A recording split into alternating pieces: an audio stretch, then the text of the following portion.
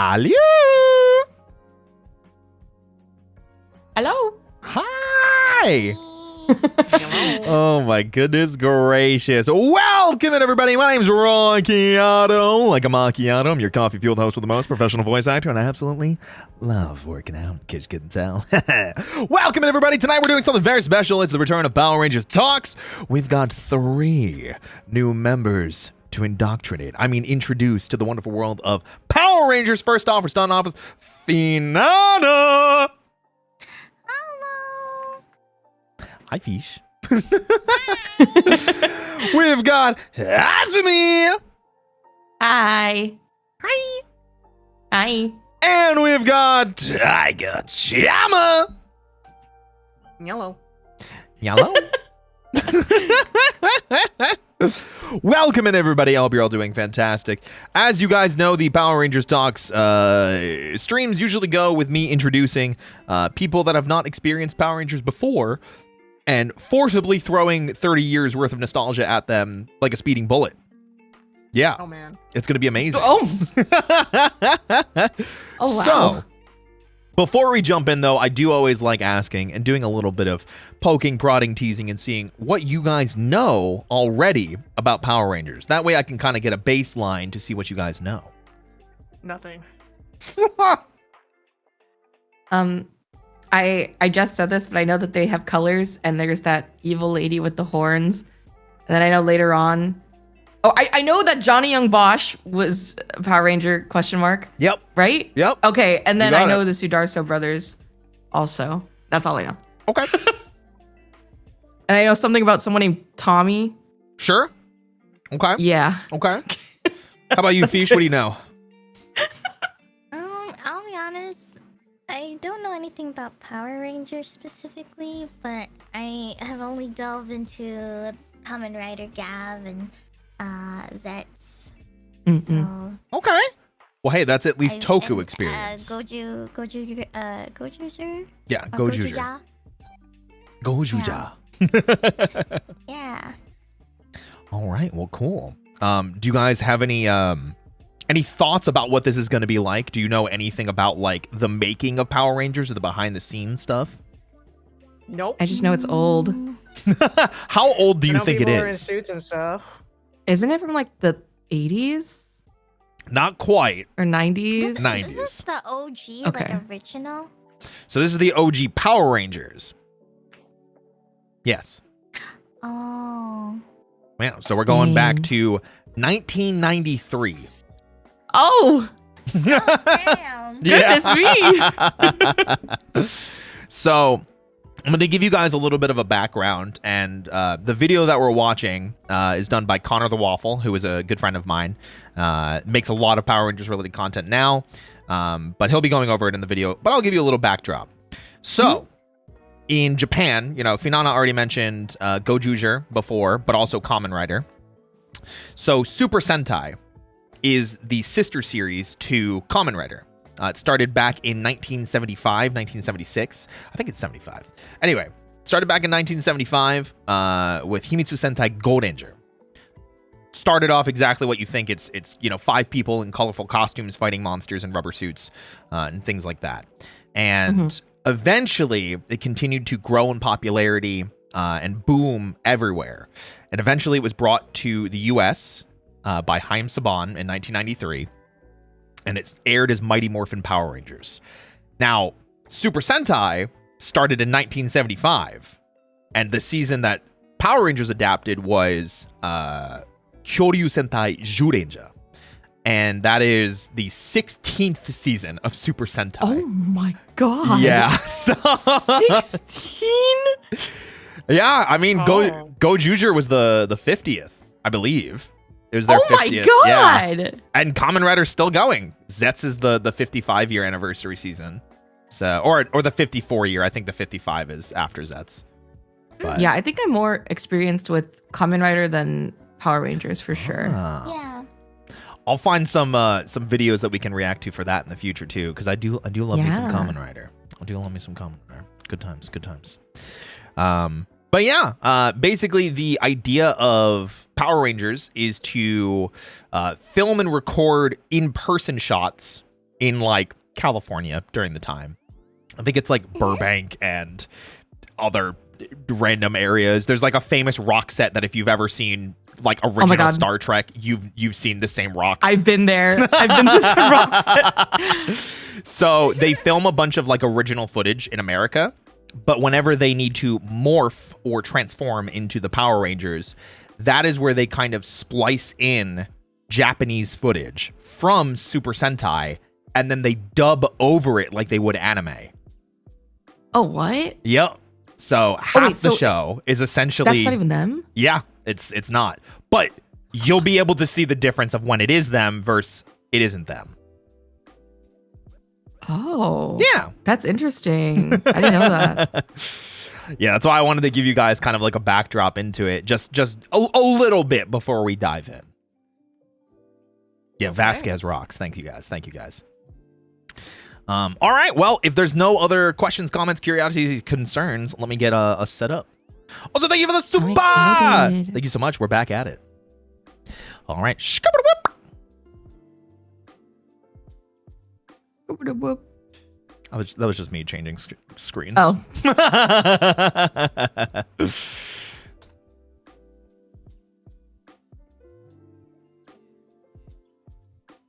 And there's the video. Maximize that. And then I'm going to kill a La Musica.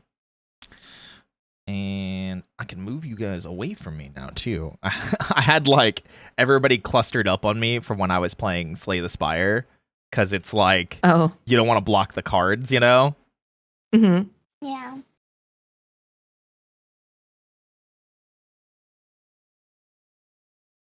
All right. That's that.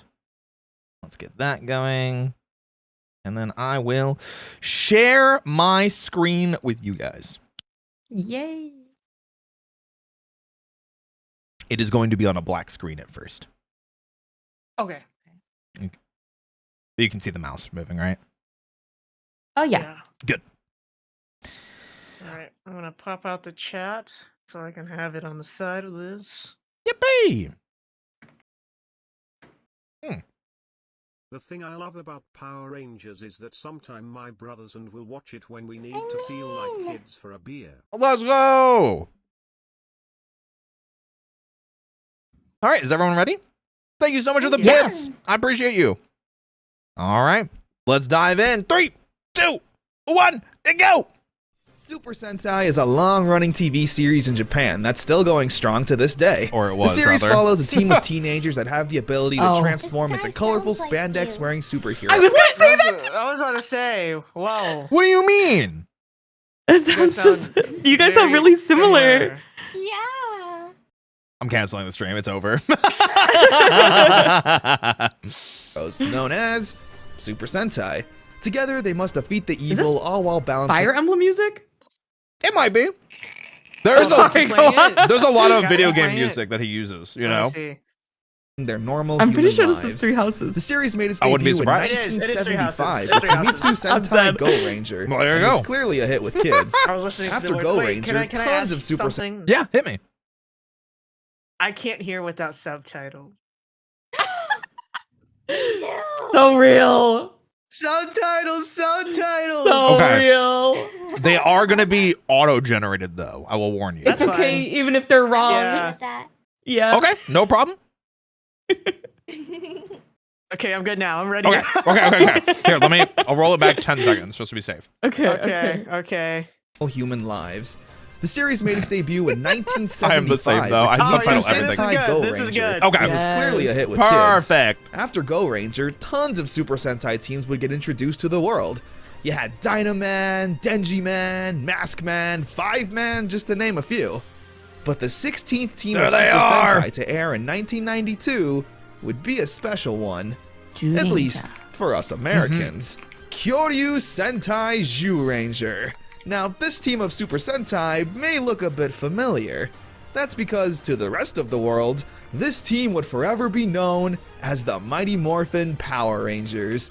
Making their There we debut go. on August 28th, That's all it started. 1993. The show was created by Haim Saban and Shuki Levy. The concept of the show would be pretty unique, create a TV show that young kids would find entertaining. And sell toys, which you can kind of Yes. see. I think they're either at a Toys R Us or like a KB Toys Oh or my something like God. that. Yeah, but 1994. yeah, Oh my God. but so the show aired in 1993, and across the next several months and like 2 to 3 years, I'm not overstating this when I say this.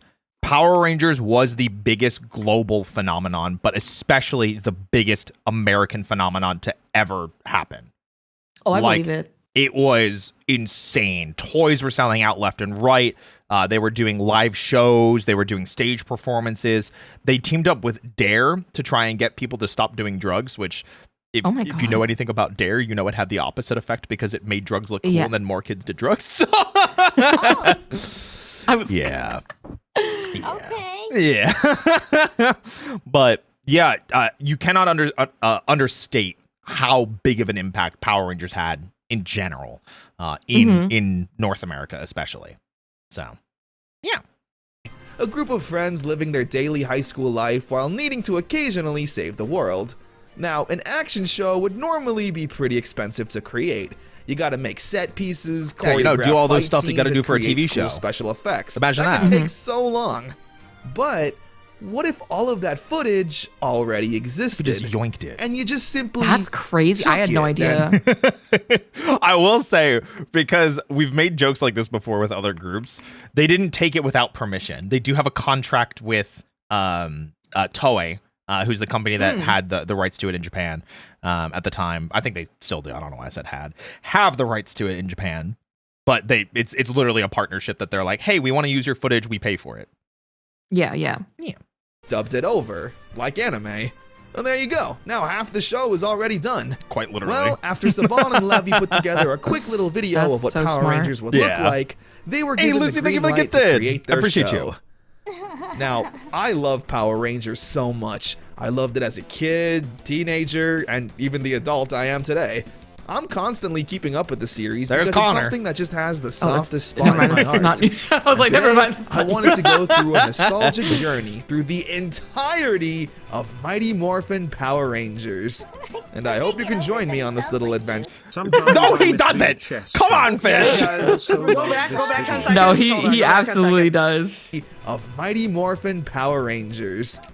Yeah, he sounds like That's you. crazy. Yeah. What do you mean? I don't know what you want us to say. I don't know. But I've hung out with Roy, so I was like, okay, that's definitely not Roy. Like, yeah, like obviously we know it's not you, but That's you guys have very crazy. It's the similar same tone of voice. Yeah. Uh-huh. It's okay. Has anyone else said that? I think a It couple can't people just be have, us. yeah. Oh, okay, Yeah, okay. Yeah, I think a couple people I'm not sure have. to describe it. Oh my gosh, but thank you for the it's more fun. gift. You guys are going It's crazy. like that very, Thank like- you. I love Power Rangers. You know? Is that what I sound like, Hazumi? No, it's just like Yeah. very like. Oh, All right, I'm canceling the stream. Never mind. Mama didn't raise a liar. Oh, damn. Oh, She apparently didn't raise no truther either. hey, man, I only speak the truth. I don't know what you're That's talking about. crazy. That's crazy. There's nothing wrong with having voice matches. I think. I haven't met Maybe. anyone that has a voice match to me though. Yeah, I want to meet someone that sounds like me. Oh, there you go. That'll be a fun time. But first, I would be shocked if I found a voice match. To be honest. it could happen. You never know. Anyway, Anyway, no. And I hope you can join me on this little adventure. Starting with today's lovely sponsor. so we're Play. gonna skip the ad because I've watched this so many times. No Shout outs to Whoa. Obake Pam. We love Pam I was here. gonna say, I know them. We love Obake Pam. Shout outs to Pam. Try and scroll through it real quick. But I've watched this ad so many times just from the video. That's so funny.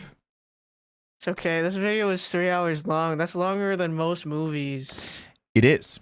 It's also 3.5 seasons of Power Rangers. No man. So yeah, that's why Goodness me.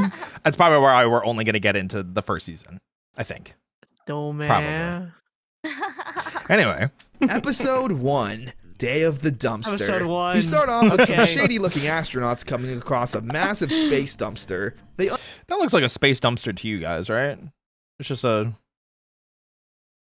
It looks like a disc. Oh wait, no, never mind. I see the dumpster part now. Disc? No, don't- I didn't see the It bottom. it looks like the Hey, disc thank you that for the they put in super. front of Happy the indoctrination sun day. to freeze Appreciate the Ragnar in Invincible. Sorry, that's a very specific poll. Where are If you guys know going what with I'm talking- this? No, if you watch Invincible, they just animated it too in the new season. There's like this Oh, I disc didn't that the see that one Viltrumites in- put in front of the sun to make them freeze. It looks like that. Is that Mm, spoilers? Not really, Sure. no. Maybe. Just because like you if you have no idea what I'm talking about, you probably wouldn't even know until you get to that point. So this is Yeah. very far in. I guess Yeah. it just looks like a incinerator. Well, it's a dumpster. Come on. They just said it. It's a dumpster. Oh, Come on. okay, my bad. Unknowingly open it unaware of its This contents. is a weird-looking where it's revealed dumpster. that the evil What are you Oh, talking that's about? what I was talking about. Clearly, Yeah, it's a this dumpster. lady. Look, she's just coming out the dumpster. Yeah, that was Oh, the you're lady saying I was she's- talking So about. you're saying she's garbage incarnate? No, I'm just No. saying that they call it a Oh. dumpster. Wait, they call Oh. her a dumpster? No, they called the thing she's in a dumpster. Oh. Oh. No, her name's Rita Repulsa. Does she- Come on. Oh. Rita Repulsa was Repulsa. stored inside Yeah. for 10,000 years Repulsa. and is finally free to conquer Earth. I wonder why. Heading to the local youth she's center is where repulsive. we'll meet our main cast of characters. Right. There's Kimberly, the Valley Girl gymnast who loves them all, Zach, the cool and suave dancer, Jason, the martial artist with a good heart, Billy, the nerd, and Trini, the friend I was of gonna say he looks Kimberly like a and nerd. resident That's crazy. translator for Billy when he mean, speaks nerd. he does. Despite coming They very much played into the stereotypes for season 1. You know, the Asian character being the wearing yellow, Asian. and You know, and practicing honestly, kung fu. So off topic, but I had one of the craziest encounters today. Okay, I'm ready. Are you sure? This. So I was at the deli of my local supermarket because they do like $10 chicken buckets on Fridays. So it's like 2.5 pounds of chicken for $10 instead Mhm. of 20. So I was there, and this man next to me. Oh God. Are you Chinese? No. Japanese? No. Korean? No. Oh no. Well, you're not Vietnamese. I am actually, sir. Well, you have a really Chinese face. What? Damn. Thank you. I think I feel like I should be insulted. Oh my god. Yeah, that happened today. Oh Just trying to buy wow. chicken. He's like, oh, I'm Literally. not trying to be racist. Oh, okay. That's you like when ev- people say not to be racist, Yeah, but it's that same exact. it's that same Oh energy. my god. Yeah, I'm on my that way. happened like 2 hours ago. Oh my god. That's crazy. It's been a long day, guys. Mm-mm. I'm taking your hand. So when you started talking We're about gonna the make it. Asian stereotypes with treating, I was like, oh god, this is the first time in my entire life that I have been told by someone, your face is really Chinese. The first time I've ever experienced Oh that. my god. What does that even mean? Like, I would also like to say that, I can confidently say I don't look very Chinese. But Confidently? yes, because my brother does. My brother does, but I don't. mm, If anything, like people always immediately assume that I am Southeast Asian, right? Mm. But I think my brother takes more from my dad, so he looks more Chinese. Mm. And my brother wasn't even with me, so yes, this guy just went with the first thing that popped into his head, I guess. yeah, I just thought it was really funny. It's like, oh well, you're definitely not Vietnamese. Oh, okay. Well, That's crazy. Went through every other country. Yeah. Except the one you actually are from. Oh my god. Yeah. That's crazy. I'm sorry you had to deal with that. Buying 2 buckets of fried chicken. Oh no. 2 buckets of spicy fried chicken. Oh, I didn't eat today. Well, What? anyway. Girl? Well, Hearing you talk about fried chicken, I was like, oh, whoops. Oh my god. I was busy. hey, me too. You get a snack. We're gonna be here for a while. It's so- okay. I'll just eat after stream. Okay. Oh. I got this. It'll be okay. Okay. Anyway. Yeah, I mean, I do that all the time too. So Yeah. I have happens. no room to speak on this. It happens. It happens. All right, sorry to derail. That was my You're day good. today. I like the derailing. We're yapping, remember? Wow. Back to episode 1 with stereotypes. Coming from vastly different backgrounds and lifestyles, they're all really good friends with each other. We also get introduced to the best characters ever. in the entire Power Rangers franchise. Bulk and Skull. I love them. Two friends who start off as generic bullies to the Rangers, but will have the most satisfying character arcs in all of media. For now, though, I do they're love just character dumb arcs. bullies who usually end up getting their comeuppance almost instantly. To give you an idea, so specifically Bulk, who is the one on the left, Mhm. has the most amount of episodes that any character has ever been in the franchise. Oh, wow. Oh, okay. Yeah. Like a lot of people are like, oh, it's got to be Tommy, right? Because like you even knew the name. Like you don't know Yeah. anything about him. Bulk actually has more episodes than any other character in the entire franchise. That's which is- actually crazy. Yeah, and I'm gonna leave that. I'm not gonna spoil stuff. Not gonna spoil stuff. They're great. They're Oh. amazing. We love them. Anyway, Rita eventually makes herself at home on the moon and causes an earthquake back Persona on music. Earth, where we cut That's crazy. to What are an you talking underground base ran by Zordon and Alpha. Persona 5. Zordon is an all-knowing and powerful wizard that takes on the Ew, form what of the- a disembodied head. What do you? You can't just say that about someone's head. Oh, what is that? Ew. It's a giant floating It head. What do you is. mean? It's Oh my something. god. Yeah. Yeah. Okay. While Alpha Sorry, is continue. So you know how you mentioned Johnny Young Bosch is a character in this that we'll eventually get to. Mhm.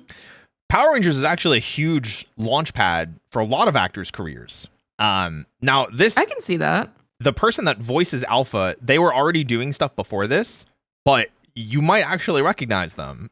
Richard Horvitz is the voice for them, which is Billy from Billy and Mandy, Zim from Invader Oh, Zim. That's my Moxie. friend's dad. What? He was my like a little camp counselor when I was in 5th grade.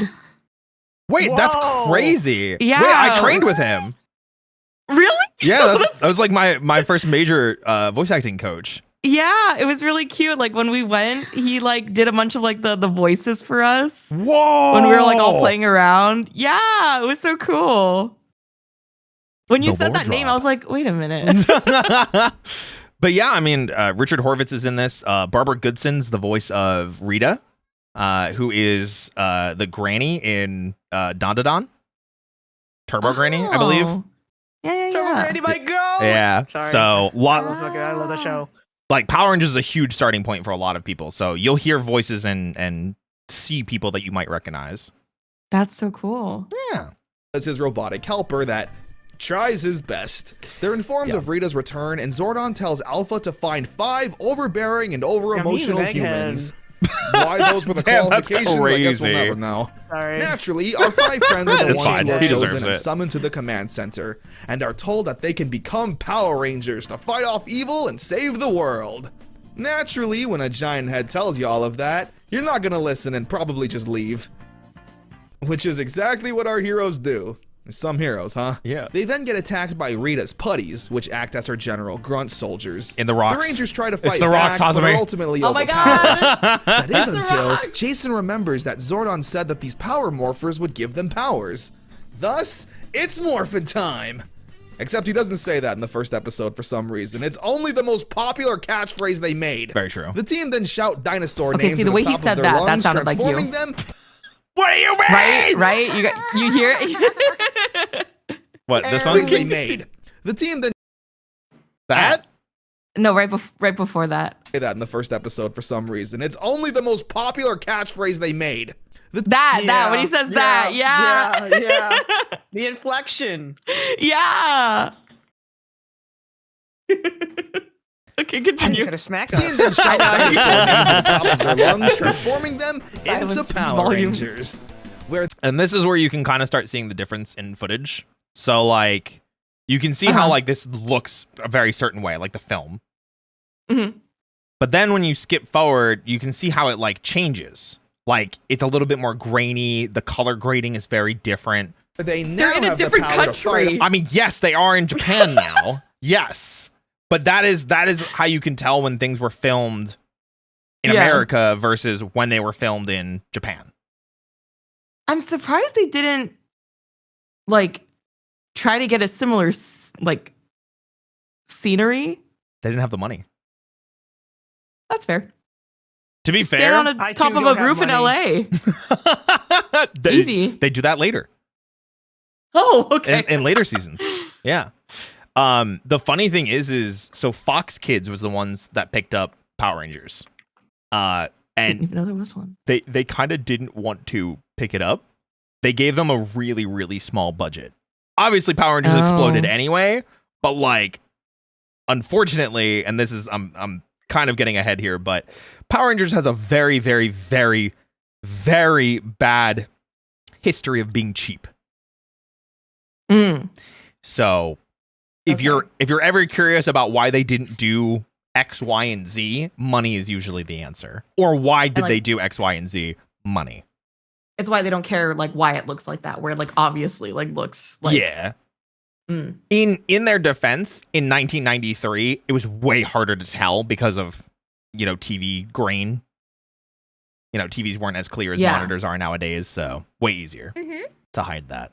Off putties Yeah. in full glorious Japanese footage fashion. They play the theme song throughout, which I can't play for you sadly because YouTube copyright will obliterate me. I can use the Super Nintendo rendition It's though, which perfect. is actually really good.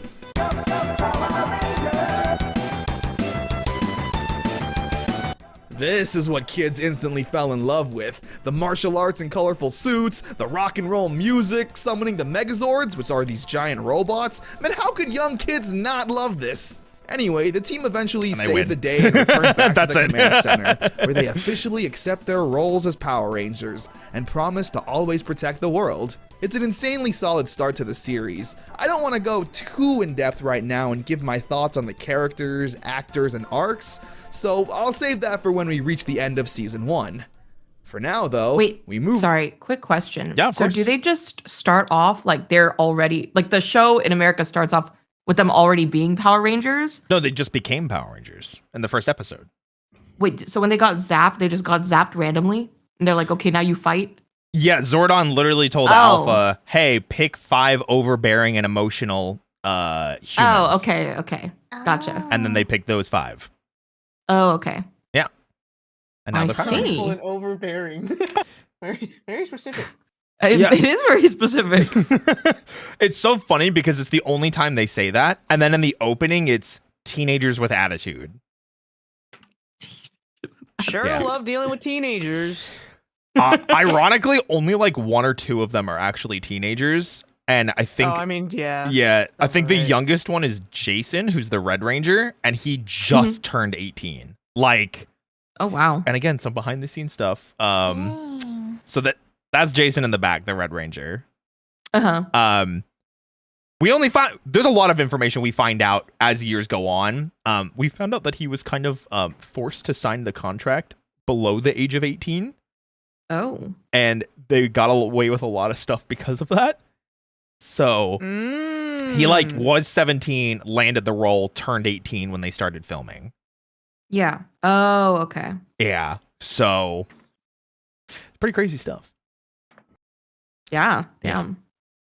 Move on to episode Anyway. 2. Episode 2 time. High five. We start off with the gang hanging out at the rec center, which acts as a juice bar ran by Ernie. Jason's climbing a rope because he's the exercise guy, until Bulk and Skull show up to cause some trouble. Where Jason pretty much tells Persona Bulk 4. he can't climb the rope because he's too fat, where he then proceeds to prove Sorry. Jason right by attempting to climb I do it, the same thing. destroying the ceiling, and Especially with the everyone fighting game laughs. music. But remember, Bulk and Skull are the bullies here. This is also You'll see that trend a lot where like Bulk and Skull are just like, hey, we bet we could do that. And everyone's like, nah, you guys suck. And then they just laugh at them.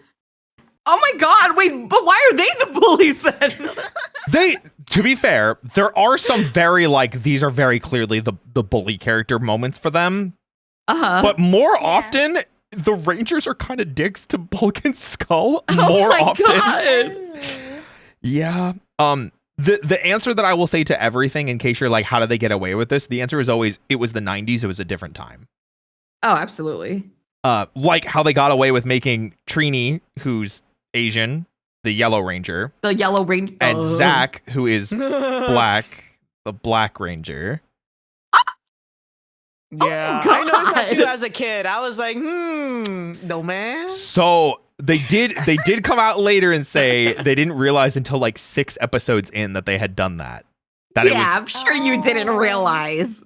but Surely you didn't realize that. Walter Jones has come out like more recently within the past like couple of years and been like, don't call it a mistake, because being a black person as a superhero on TV in the 90s, he was the first televised black superhero. Yeah. So he wears it with like a badge of honor. So That's nice. just it's always a Power Rangers is Kane and I say this a lot. Power Rangers is a story of unfortunate circumstances leading to interesting storylines or just interesting happenstance, and that is one of them where he talks it up a lot. So Yeah. Where we get to see Trini and Billy's friendship really be at its cutest, with Billy constantly being excited, talking with big words no one else understands except for Trini, where she's playing translator and putting Billy's words into layman's terms. The plot then gets a little Japanese, with Finster creating a skeleton monster that Rita then puts into a toy spaceship that drives around. Totally not Japan, we promise. Yeah, totally not It's Japan. just so weird. This little space. Also, Totally not. man, Japan. that's crazy. What's the man? That's what are these red Oh. dots? Oh, wow. That's crazy. Oh, man. I guess as a kid, you really just don't notice. No, you don't. You're just like, wow, spaceship. Yeah, it literally is. It's like, wow, spaceship. Clearly Japanese footage that never gets brought up again in the episode. The gang are told to check out the scene where they get attacked by putties. A pretty long fight scene then breaks out where the Do you guys like martial arts, by the way? I do. Yeah. I've never done it, but yeah. Yeah, I've never done it. You're going to see some awesome martial arts here in just a second. Rangers are still getting their butts I did whooped by the some, putties. but then my It family makes couldn't sense since afford the it, Rangers so- are still I new feel to this that. crime fighting thing. It's just funny looking back, since in future episodes, the Rangers will pretty much make quick work of the putties, even unmorphed. Jason, Zach, and Kimberly do this. What? What is happening? That's what I tell myself. They're all the becoming a time when I watch Beyblade. These type of shows. They're Beyblades. One is like this the little part that like holds the spin, and then there's like the spinny counterpart. Okay.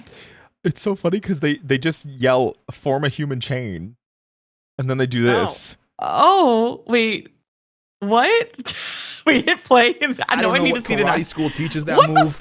Billy's running away, and Trini needs to overcome her fear of heights to help Billy, which was brought up briefly during the rope climbing at the beginning of the episode. The Power Rangers then become Power Rangers because it's a lot as one easier to does. fight that way. And then you'll see again, like this is like the easiest. You can see the film type here. And then you can tell very much so the difference yes. Yeah. in how it looks. But this happens a lot too. Dang. To hide these transitions between the scenes, they use the morph and then like teleport them to a completely different location. Like they're in these rocks, they're in Vasquez rocks. Mhm. And then all of a sudden they're at an amusement park Yeah. with zero explanation. Yeah. And then the plot just goes there's off like the no rails. explanation. No, literally not explained at all. Weird. It just happens. I mean, Super Sentai does it too. They usually for Sentai though, they end up at the quarry. So Okay. Oh. yeah. Well, that makes sense then if they're transporting them to like the same location each time. Oh, okay. Not the same. How do you feel about teleporting to an alternate dimension while in the carnival? It's clear the Oh, that's team pretty working on cool. Power Rangers weren't super aware on how to integrate the Japanese footage into the English plots, because the Power Rangers then go to a carnival for some reason, and then get teleported into the dark void of nothing. yeah. That's what you And then meant. fight Okay. a giant And then knight. fight a giant Where knight. did this guy come from? For no It's reason. literally just using whatever footage they have as opposed to what might make sense. That is The so team funny. then saves the day and scares Trini into climbing up the rope to overcome her fear. Hey, Golden Even Wings, though thank she you. already did that in the episode. Thanks, guys. Teamwork. Here, Trini and Kimberly are trying to get signatures on a petition to shut down the city dump that's polluting the town. Everyone's Cool thing to note about, and I'm going to stop like this a lot to just yap about Power Rangers. If I get too annoying with it, tell me. No, you're good. So, because Power Rangers is very much a product of its time, and I said that in a negative way that you can, always tell, like, hey, it was the 90s, it was a different time. there are good sides to it too. 90s were a different time in the sense that a lot more children's shows were trying to instill messages or morals of the day. And Power Rangers very much leans into that. So not every episode, but a lot of Power Rangers has these kind of like, hey, pollution is bad. Hey, discrimination is wrong. Hey, racism is wrong. Like these kinds of things. And they're kind of heartwarming. So like this episode, they're literally talking about, hey, we want to shut down this dump area that's just polluting the environment. So, yeah. On board except Bulk and Skull, who are being obnoxious. Skull even crushing a can and lobbing it at Trini's head. Like, Jesus, There what you a go. dick. There's the Oh my bullet. God. Yeah. Getting shoved into trash cans. I don't feel bad this time. The monster in this episode is a Minotaur that's pretty strong. The name of the episode is Teamwork, which kind of implies the episode should be about the gang not cooperating and needing to learn to work together. But no, they're on the same page the entire episode. It's kind of weird. Teamwork in this episode, though, comes from the Minotaur being too strong and the Zordon giving the Rangers new weapons, where they can properly beat the crap out of him and even combine the weapons together to make a blaster. Teamwork, baby. Oh my god, friendship is magic. Yeah, there you go. Friendship is magic. Hey, I didn't out you this time. It wasn't me. Hey. You outed yourself. What, for My Little nothing Pony? Nothing wrong with that, guys. Yeah. No, I mean, I actually, thing. unironically, I never watched My Little Pony, but like bronies made fire fucking music. So, like the furries know how to make music. I'm telling you, like some of the best like EDM has come from them. So, That's true, judgment actually. here. No judgment here. So, one of the things about Power Rangers, friendship aside, and being magic aside, Power Rangers and Super Sentai at its core is a children's show marketed to sell toys. So there are a lot of episodes that you'll watch and you'll see like, oh wow, like what is this thing? And it's, oh, I can go buy that at my local toy store. So like Yeah. the Oh. Rangers power weapons you can buy, the Zords you can buy as toys, like separately or together in a box, and all the time you're gonna see like, wow, that's like an interesting toy. I wonder like why they did that, and then like never showed it again. It was so they could sell it as a toy. Wow. So, and that does happen often. So That's crazy. it is pretty nuts. You just never show it again. Literally just for marketing purposes. Quite literally. Wow. The gang then return to school where the principal sees the mess that Trini and Kimberly left after dumping Bulk and Skull in the trash. And his first instinct is to like yell at the kids who were trying to save the environment for making a mess. Classic What 90s. blows my mind more is that how has the janitor not cleaned this up yet? A pressing engagement. We start off with Jason attempting to break the school bench press record, which is like 1,008 reps, which is literally impossible. I'm not kidding. You, the viewer, right Winning. now, take Easy. a pillow and lift it over your head just 100 times and see how you feel. Let me know in the comments. 1,000 The bench reps? record- Listen, it was the 90s. It was a different time. 1,000 fucking reps. That's was also insane. apparently created by Bulk. That's genuinely scary. Maybe I will Bulk is say a force my to be. favorite thing is like watching like these older shows is how colorful they were. And how saturated the Yeah. colors were. I've always really liked that. I feel like a lot of like the older films I like too were very saturated in color. While I feel like now a lot of stuff is very like, I mean, obviously it's more HD, right? But I feel like they Yeah. siphoned a lot of color away from a lot of the Yeah. current. Yeah. It's very stuff. filtered. Yes, yes. So So it's I really like the saturation. it's funny you say that. So I agree 100% with you. I do think the colors that pop in these shows, especially early Power Rangers, you can really see. So in 2010, when Saban got the rights back to Power Rangers because they lost it to Disney, or maybe Disney did. I can never remember who actually did this one. They re-released Disney. Power Rangers. No, wait, actually, we talk up Disney for Power Rangers. Disney. Yeah. But Wow. so they re-released this season of Power Rangers and they like color graded it to be even brighter and like added weird comic book effects to it. Think like Adam West Batman. Mm-hmm.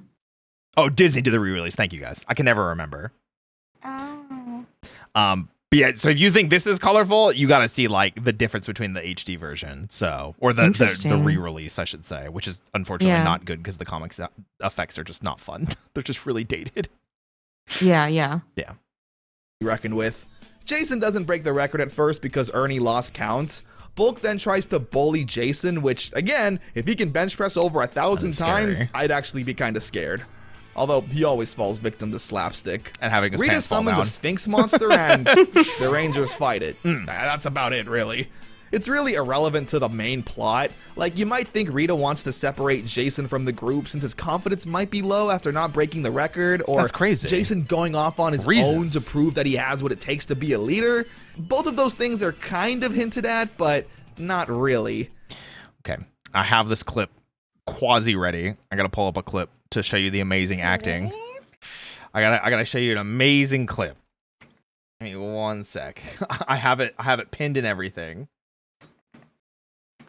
So during this episode where you see this exact scene, Kimberly and Zach come to tell Billy and Trini, hey, Rita like kidnapped Jason and is making him fight Goldar and the Sphinx monster.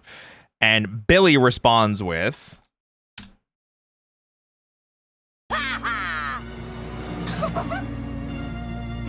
You guys! Billy, Jason's in big trouble. Why? What's up? Rita has him. Oh no. that's it. Oh no. Oh no. Oh no. I feel that. Oh no. That's so funny. And now you guys know the oh no joke. Oh no. Oh no. There you go. That's so funny. Oh, so that's what it must be. Everyone always says that I say it like that one guy from Power Rangers. There but you go. again, I don't really know anything about Power Rangers. but Now I you got know. It's you. Oh, no. It's you.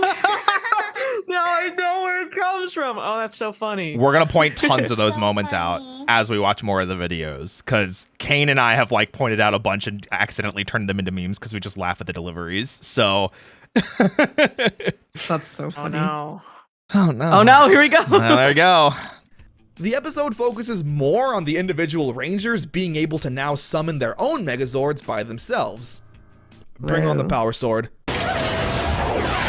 The episode ends with Jason breaking the bench press record, both being genuinely upset and accidentally flying into the cake.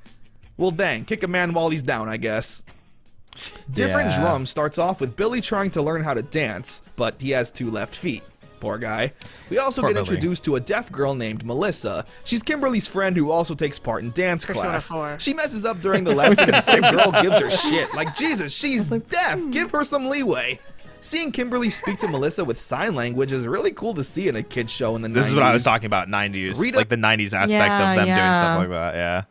Then summons a lawn gnome monster that captures all the girls, and Melissa needs to save them. He doesn't explain it, but the reason she doesn't fall victim to it is because she's deaf, so she can't hear the hypnotizing music. So Mm-mm. She goes to Jason for help, who doesn't understand sign language. I like how she just gives up and grabs a piece of paper and writes a note. So, what do you think happens next? It's Morphin time. Yeah, let's Bust morph. out the blaster. We need dinosaur power. Day is saved. Damn, they get Where dinosaur Melissa power in like somehow episode teaches Billy 4. to break. they've had it since the first episode. Val? Oh. Yeah, I'll play that Dude, again. dude. So Are you sure he's a nerd? Okay, white Okay. boy, go. all right, I will explain that now too. But yes, they have had Megazord power since the first episode. So Oh. Jason specifically has a T-Rex. Zach, who's the Black Arr. Ranger, has the Mastodon, which is not a dinosaur, we know. Kimberly has I don't even know what that is. it's like a woolly mammoth. Oh. in Japanese, they do say Ice mammoth. Age. Yeah. Ice Age. Kimberly, the Pink Ranger, has a pterodactyl. Billy, Hmm. the Blue Ranger, has a triceratops.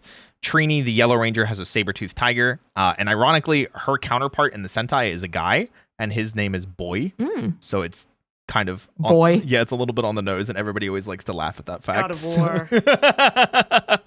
That's interesting. I always thought that whole Power Rangers like dinosaur thing was like a later thing. No, so it's funny because Kyoryu Sentai Zyuranger came out in 1992, right before Jurassic Park came out. So it like It was Oh. lightning in a bottle because Jurassic Park obviously took the world by storm with how incredible it Yeah. was.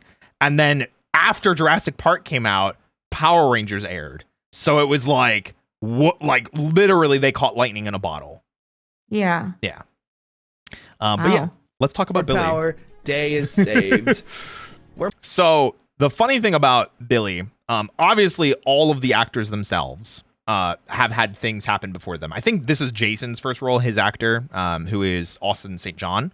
But the actor that plays Billy, David Yost, was an incredibly skilled, like high medal earning gymnast. So he is Oh. he is beyond ripped, which is why they make him dress in these like really Where Melissa baggy clothes so they can hide his physique. Oh, so they don't know that he's like buff as fuck or something? They're trying to hide it from the Nerds can audience. be buff too. So eventually Oh my they God. drop that. Eventually they drop that. But in the first season, it is literally like, let's make him wear the most baggy, like dorky, generic looking nerd clothes ever.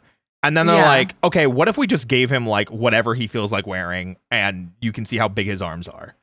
Because he is massive. It's crazy. That's so But yeah. funny. somehow teaches Billy to break dance. He's killing it. The hood I know, accepts Billy as one of going their own. crazy.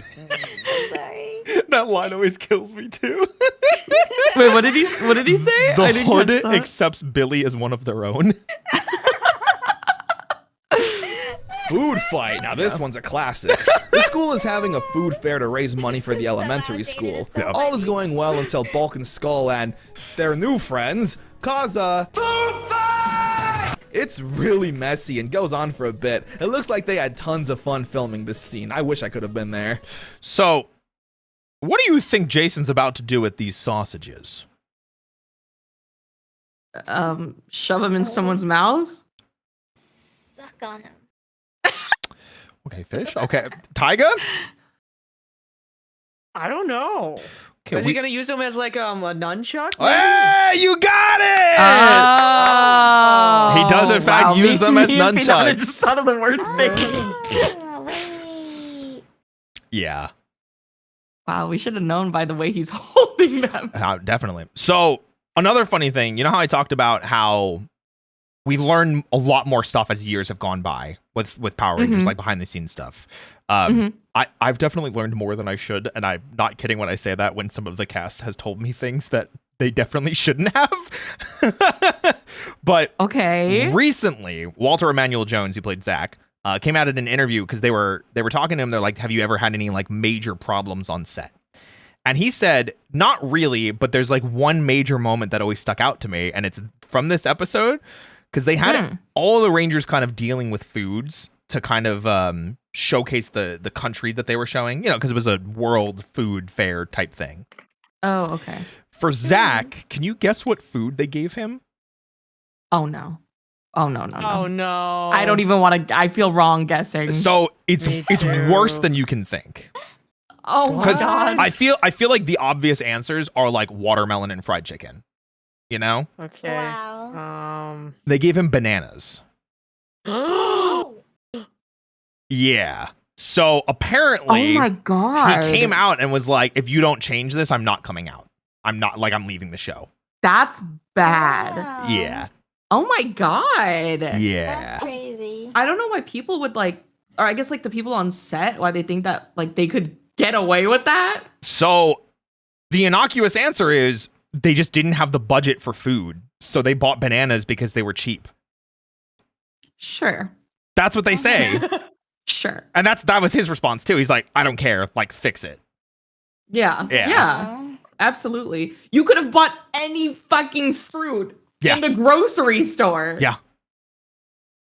Yep, but that's what I mean. As the years have gone Wow. on, we've learned so much more that obviously we didn't know Yeah. about at the time. So anyway, sausage nunchucks aside. Meanwhile, Finster has created a Ew. pudgy pig that's going around eating all the food in the world. The Rangers are sent to deal with it, but he eats their weapons. There's one way to do it. The pudgy pig eventually makes its way to the food festival where he eats everything in sight, except for the spicy stuff. He's which just enjoying Trini points himself. out and hatches a plan Just doesn't like to spicy lure the food. pig out with food to only have the final. So, you know, America, really known for sushi. yeah. Oh, God. with food to only have the final piece of food be something spicy to make the pig sick Oh. and spit out the weapons. I guess they're lucky the weapons came out that end and not the other. Yeah. Big Sisters has Trini and Kimberly looking over a young Child troublemaking warning. girl for some program, Oh, who somehow no. manages to child. look 9 and 39 at the same. I was just gonna say, I was like, she looks old as hell. I'm dead. I was Yeah. like, that's an adult. Yeah. time. She's also terrible at acting. I don't care if you're a kid. I just wanted to get your attention. She gets So, one of the things that I think we found out later is that she's dubbed over, and I think someone came into chat and corrected me on this. There was like a stipulation for Power Rangers that like when children were like focused for a while, they sometimes found it easier to dub over them despite them being in the scenes to like get line deliveries right. And it turns into a Oh. lot of this. This will come up again later. That's why I bring it up. Oh, wow. Yeah. Okay. She gets stolen by Rita, and the Rangers are trying to contact Zordon, but communications and teleportation is down, and... Wait, I gotta mention this. Zach orders the Ernie Special, which is the biggest ice cream dish I've ever seen. I want that. Like, there's no way that didn't cost anything less than $100. Oh, yeah. Yeah, but it was the I had 90s. my free scoop from Dairy Queen yesterday, and it fucked. It was so good. I had a blizzard earlier because I missed that one. Oh, Bro, I'm getting Oh, dessert man. tonight. I don't care anymore. I feel that. I $1. also had my free And he just- glazed donut, so... Ooh. Just leaves it to do I have not had a donut. Have I told you guys about the Boston cream incident? I love Boston No. cream. Boston cream is my favorite donut. When I Me moved too. when I moved to Texas almost 5 years ago, I got a Boston cream donut from local grocery store. Very excited. I was like, moved in, got unpacked. I'm celebrating getting a Boston cream donut, treating myself, whatever. Bite into the donut, there's no cream. I was miserable. Classic. It ruined No my cream? whole day. It ruined my day so badly that I swore off donuts for 4 years. Oh my god. For Oh my 4 God. years. Finally, I'm at Wow. MagFest earlier this year in January. And some of my friends ordered some donuts and coffee for like breakfast one day. And I was like, you know what? It's time to break the curse. Get me a Boston cream. And they're like, you know what? That sounds great. We'll get 3. We'll get 1 for everybody that's getting 1. I was like, bet, let's do it. Bite into it. It's not Boston cream. It's the regular cream. I cannot have a Boston cream. Oh no. I see. My favorite is glazed donuts, so I don't think I've ever had this issue. Well, yeah, It's very good. It's a glazed donut. I mean, listen, nothing wrong with a good glazed. So I will say I have a specific reason I don't eat anything that's a filled donut anymore, but oh, I see. yeah. Okay. Maybe I'll explain the story another day, but Okay. Sag. All right. Oh. Well, here you can take Yeah. your mind off of that with this delicious looking sundae. Yeah. Ranger stuff. Yum.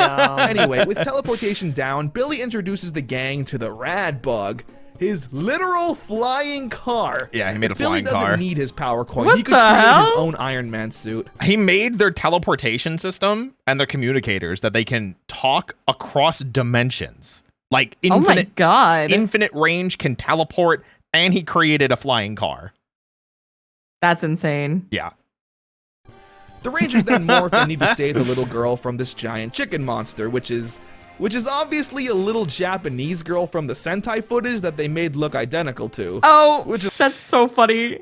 Oh, Happens a lot. They really wanted to use that shot so that way they could, that's why they dressed up the girl to look like that. To look exactly like that. Yep. Wow. At least they thought about it. It's This time? not the last time that this will happen in Power Rangers. This happens Okay. more often than you think, especially with the bad guys. So Okay. too, which is hilarious and I love it. The episode ends with Kimberly accidentally dumping chili all over Bulk. Like, bro, he's minding his own literally just business, eating ice some cream. ice cream. Leave the poor That is guy so alone. sad. I feel bad now. yeah. Oh wow. I guy. He's living his best life, I guess. I mean, he was. Also, in case Yeah, you- in case any of you guys have eye phobias, like eyeballs, just Oh. eyeball warning. Like, what kind of eyeball? Like, eyeball stabbing or? Just eyeballs in yeah. general. Oh, okay. Oh, care about okay, eyeballs no. in general. Okay. As Yeah, long as yeah. There's no stabbing. No. Yeah, yeah. Oh, Well- that's. Oh my god, I hate that too. Well, it's they go to stab it and it explodes. How does that work? But it's like not in someone's eye, right? It's like No. a big eye. It's like they go to stab it and before it makes contact, there's an explosion. Oh, okay, that's fine. Okay. All It right. might be okay. Okay. What a name. In this Oh my episode, Billy's gosh. helping a young kid with a science project. Hey, thank you His for the science super. project He didn't invent the apparently teleporter. He being was able the to tap into Oculus it. Rift, Okay. a virtual headset But he put that it into a simulates wrist roller coaster communicator. ride. This kid's Thank ahead you. of I the curve. appreciate it. A lot of this episode takes place with Bulk and Skull being annoying and getting their slapstick karma. That sounds It's like them. literally like half of the episode with the gang messing around until the monster even shows up. There you go. The monster of the week is Eye Guy, who's a monster covered in eyes. It's kind of disgusting, honestly. Yeah. The Rangers eventually blow him up, and Billy's little friend That's wins the it. science fair. Or Oh. I assume Mark Zuckerberg invested in this years later. For whom the bell trolls. Trini is doing a show and tell presentation where she's showing off her doll collection, which is adorable. One of her favorites is Mr. Tickle Sneezer, whose story involves him being a massive collector. Oh Rita my. overhears this, Yeah. and one night while Trini's asleep, steals Mr. Tickle Sneezer and brings him to life. Wait, so does Rita ordering just him to stalk everyone all the time? Yeah. Okay. Now is probably not a bad time to mention this. If you couldn't tell, most of the footage involving Rita is Japanese footage. Yes. Hers is entirely dubbed over. I don't even think they have an actress that plays Rita in the first season, or if they do, it's like maybe like once. Mhm. So Rita in the Japanese footage in Zyuranger, her name is Bandora. She is a witch. She made a deal with Satan, literally Satan, because her son was killed by dinosaurs. So she was like, I'm going to kill all the dinosaurs. So Satan, I'll make a pact with you. Give me power to get revenge on the dinosaurs. And then she also doesn't like children because her child was killed. So, yeah. Jeez. Oh, yeah, sorry. Not Satan. Great Satan. My apologies. That was great, Satan. Yeah, he doesn't need a body. He just needs to be a head. Anyway. to steal the Power Rangers and anything else in his way. He's an innocent little fella who doesn't know any better. Sure, a little creepy, but innocent nonetheless. So He's doing his Rita best. makes him giant, and it's up to the Dinozord and this Japanese kid What the hell? They forgot to crop him out Oh my god. because he wasn't part of the plot. to save him. This Megazord-sized Japanese child. How did this slip by? Is it that hard to crop him out? Look, here, I'll do it right now. Boom, he doesn't exist. So the Rangers defeat Rita and save Mr. Tickle Sneezer. But This is one of my That's definitely favorite America. shots. Yep, Definitely that's America, definitely right? America. Yeah? I But can't. wait, I can't. It turns out this entire adventure was just a nightmare Trini was having. She makes a remark about having too much Rita on the brain, which I feel like could have been an interesting episode, focusing on the Rangers being overworked with school, all the volunteer work they do, and being heroes. Also, the adventure just being a dream can justify some Yeah. random kid being there. Dreams are weird like Wait, that. so when you say that Rita doesn't like have a dub or anything like that, with how like she has to have someone that's dubbing her in English, right? She has a dub. I'm saying she doesn't have a counterpart like like the an English actor. Oh, okay. Yeah. Got it. So it's like where you can see a character. It's like that's Zach, but when he's the Black Yeah. Ranger, it's Sentai footage. So Yes, and we yes. can Okay. make the connection that they're the same person. But for Rita, it's just Sentai footage because Just there's no. her. Yeah, that's what I mean. Sorry. Yeah, okay. Okay, got it. Yeah. Happy birthday, Zach. Speaking the of gang's Zach- at the juice bar trying to set up a surprise party for Zach. Also, he looks All's way too going hot in this well episode. until you know what happens. Oh. Bulk and Skull show up to ruin everything, acting like total jackasses and even harassing Kimberly and Trini in a way that's weird to see on a children's show. Like, Skull ruins Trini's painting and then grabs her arm, literally saying, "How about I help you paint another one after we have some fun?" All right, well, Ooh. they deserve this one.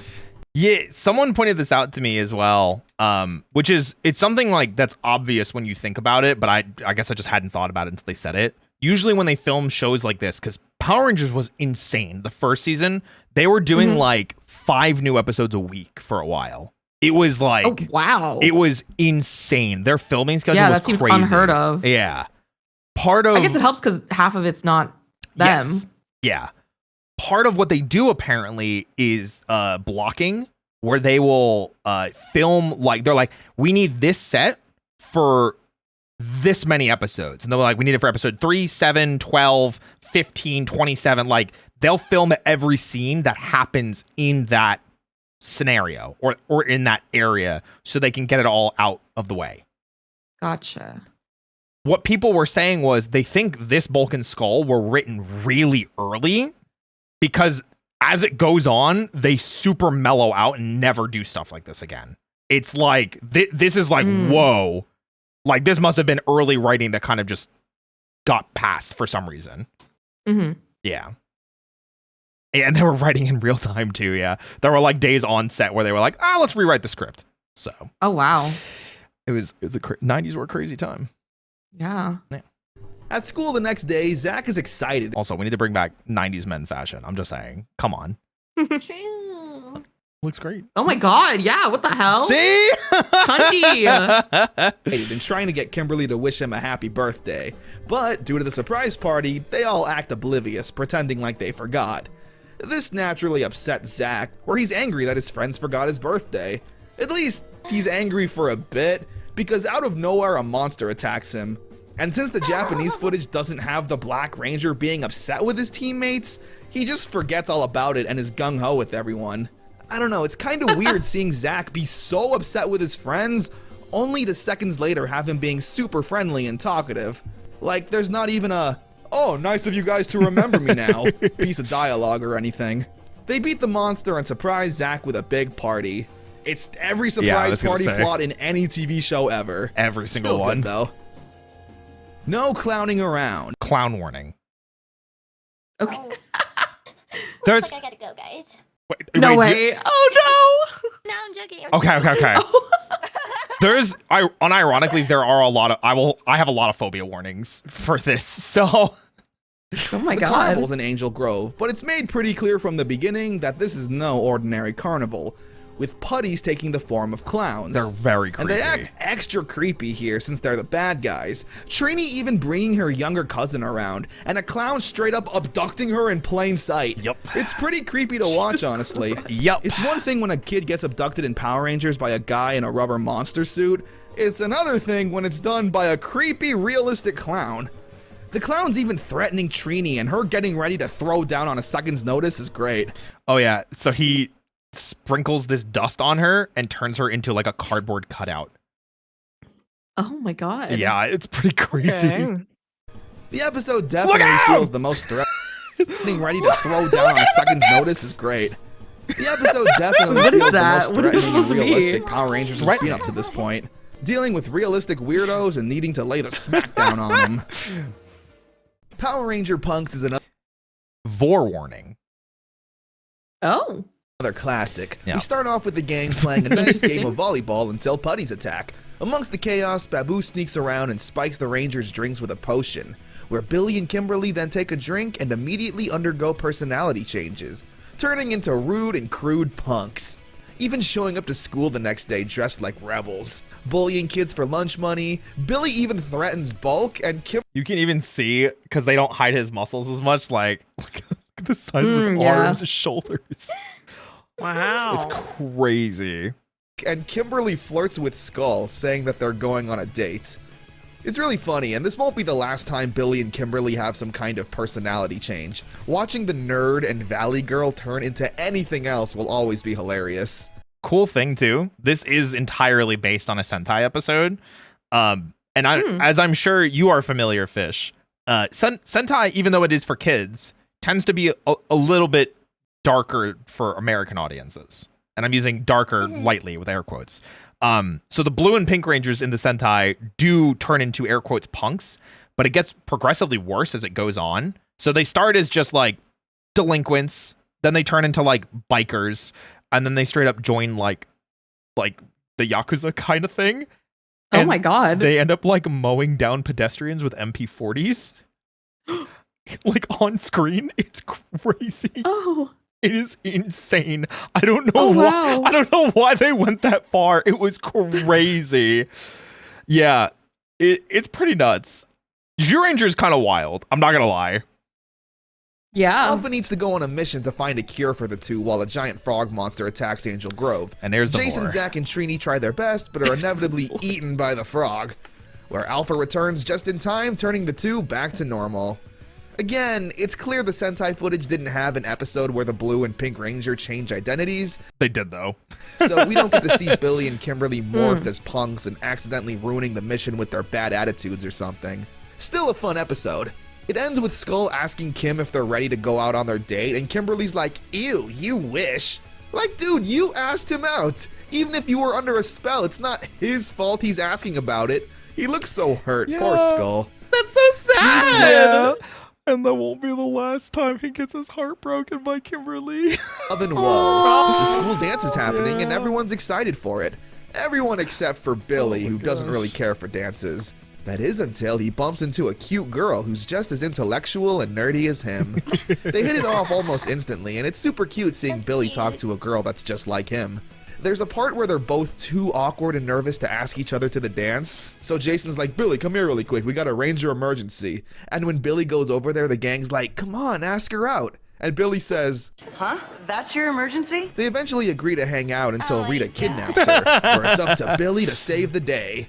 The Sentai footage works well here, with the Blue Ranger leading the charge and taking the monster head on. It's nice to see that. This is Billy's first moment as leader, and without hesitation, So head on.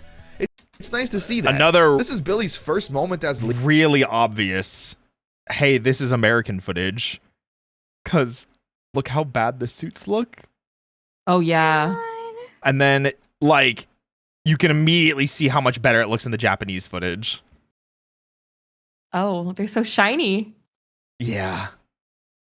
It's so one of the things that, because it was Power Rangers' first time doing, you can kind of see it like people are stanced. Like their arms are like at the ready. They're like taking like battle like stances. But here it's like their arms are at their side, almost looking like they're bored. Like they're looking around. Yeah. They don't know where they're supposed to be looking.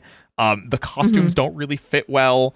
And for some reason in the 90s, American superheroes had these like big puffy necks called hero necks, which did fade out. Thank God. I freaking hate them. But you can see even that, the difference. Like normal, big and puffy. Interesting. So another really easy way to tell when it's American versus non-American footage. Yeah. And without hesitation, taking on a monster himself. All for a nerdy girl. How romantic. I don't think she's ever brought up again. Never. Foul play in Oh, the sky. yeah. Kimberly's uncle is a That's so pilot and is going sad. to take her on a flight. Do you want me to That's make the guy from Full House? Sorry, go on. No, you're good. I was gonna say like which one? One of the uncles. Not John Stamos, the other I was one. about to say John Stamos. No. So the thing I was gonna tell you, I'm gonna cut this really early. So this is the second girl that Billy has been with, essentially.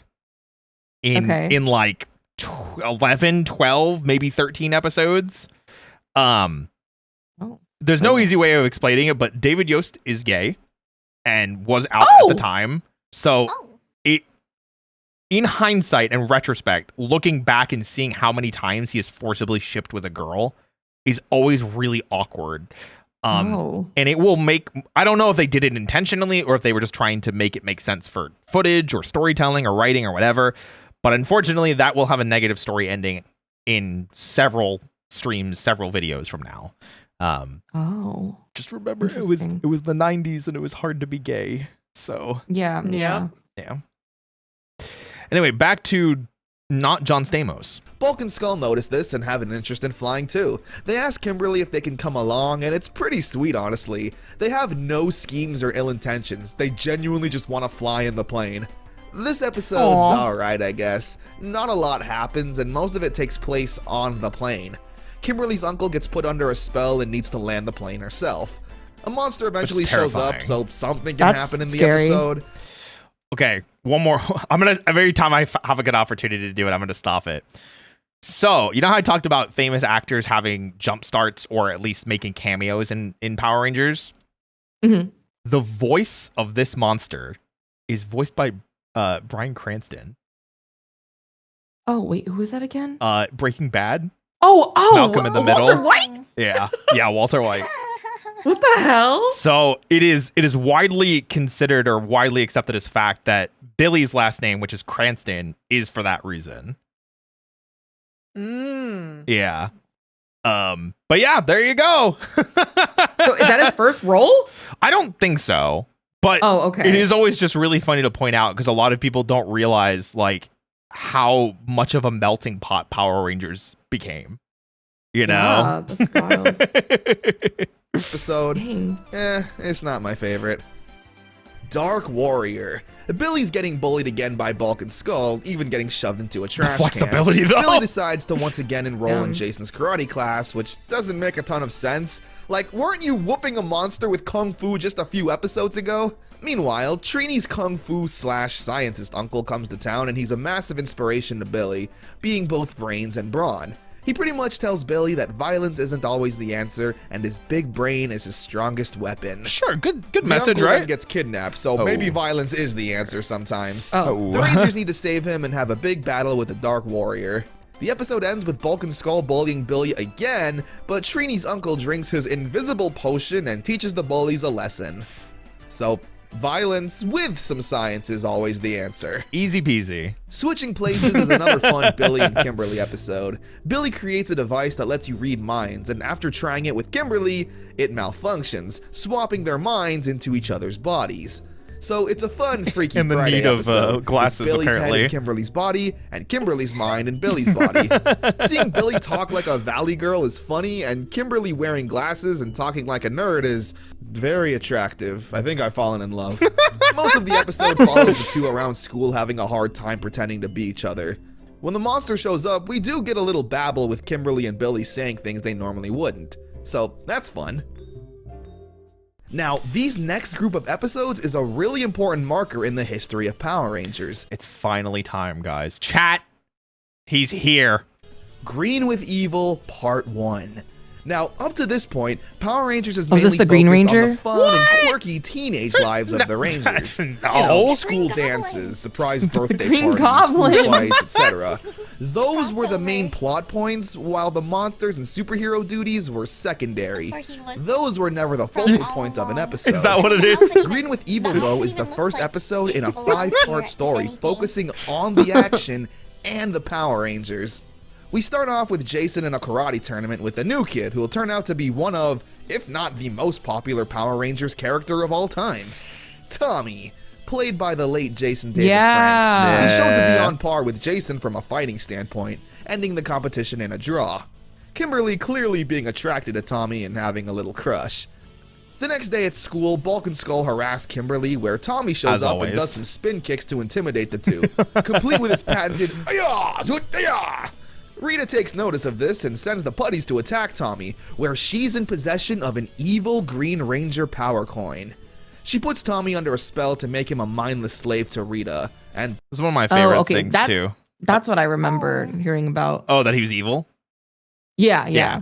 This is one of my favorite things. So, power coin. this, with the eyes flashing and, like, the white snowy stuff, that's Sentai footage.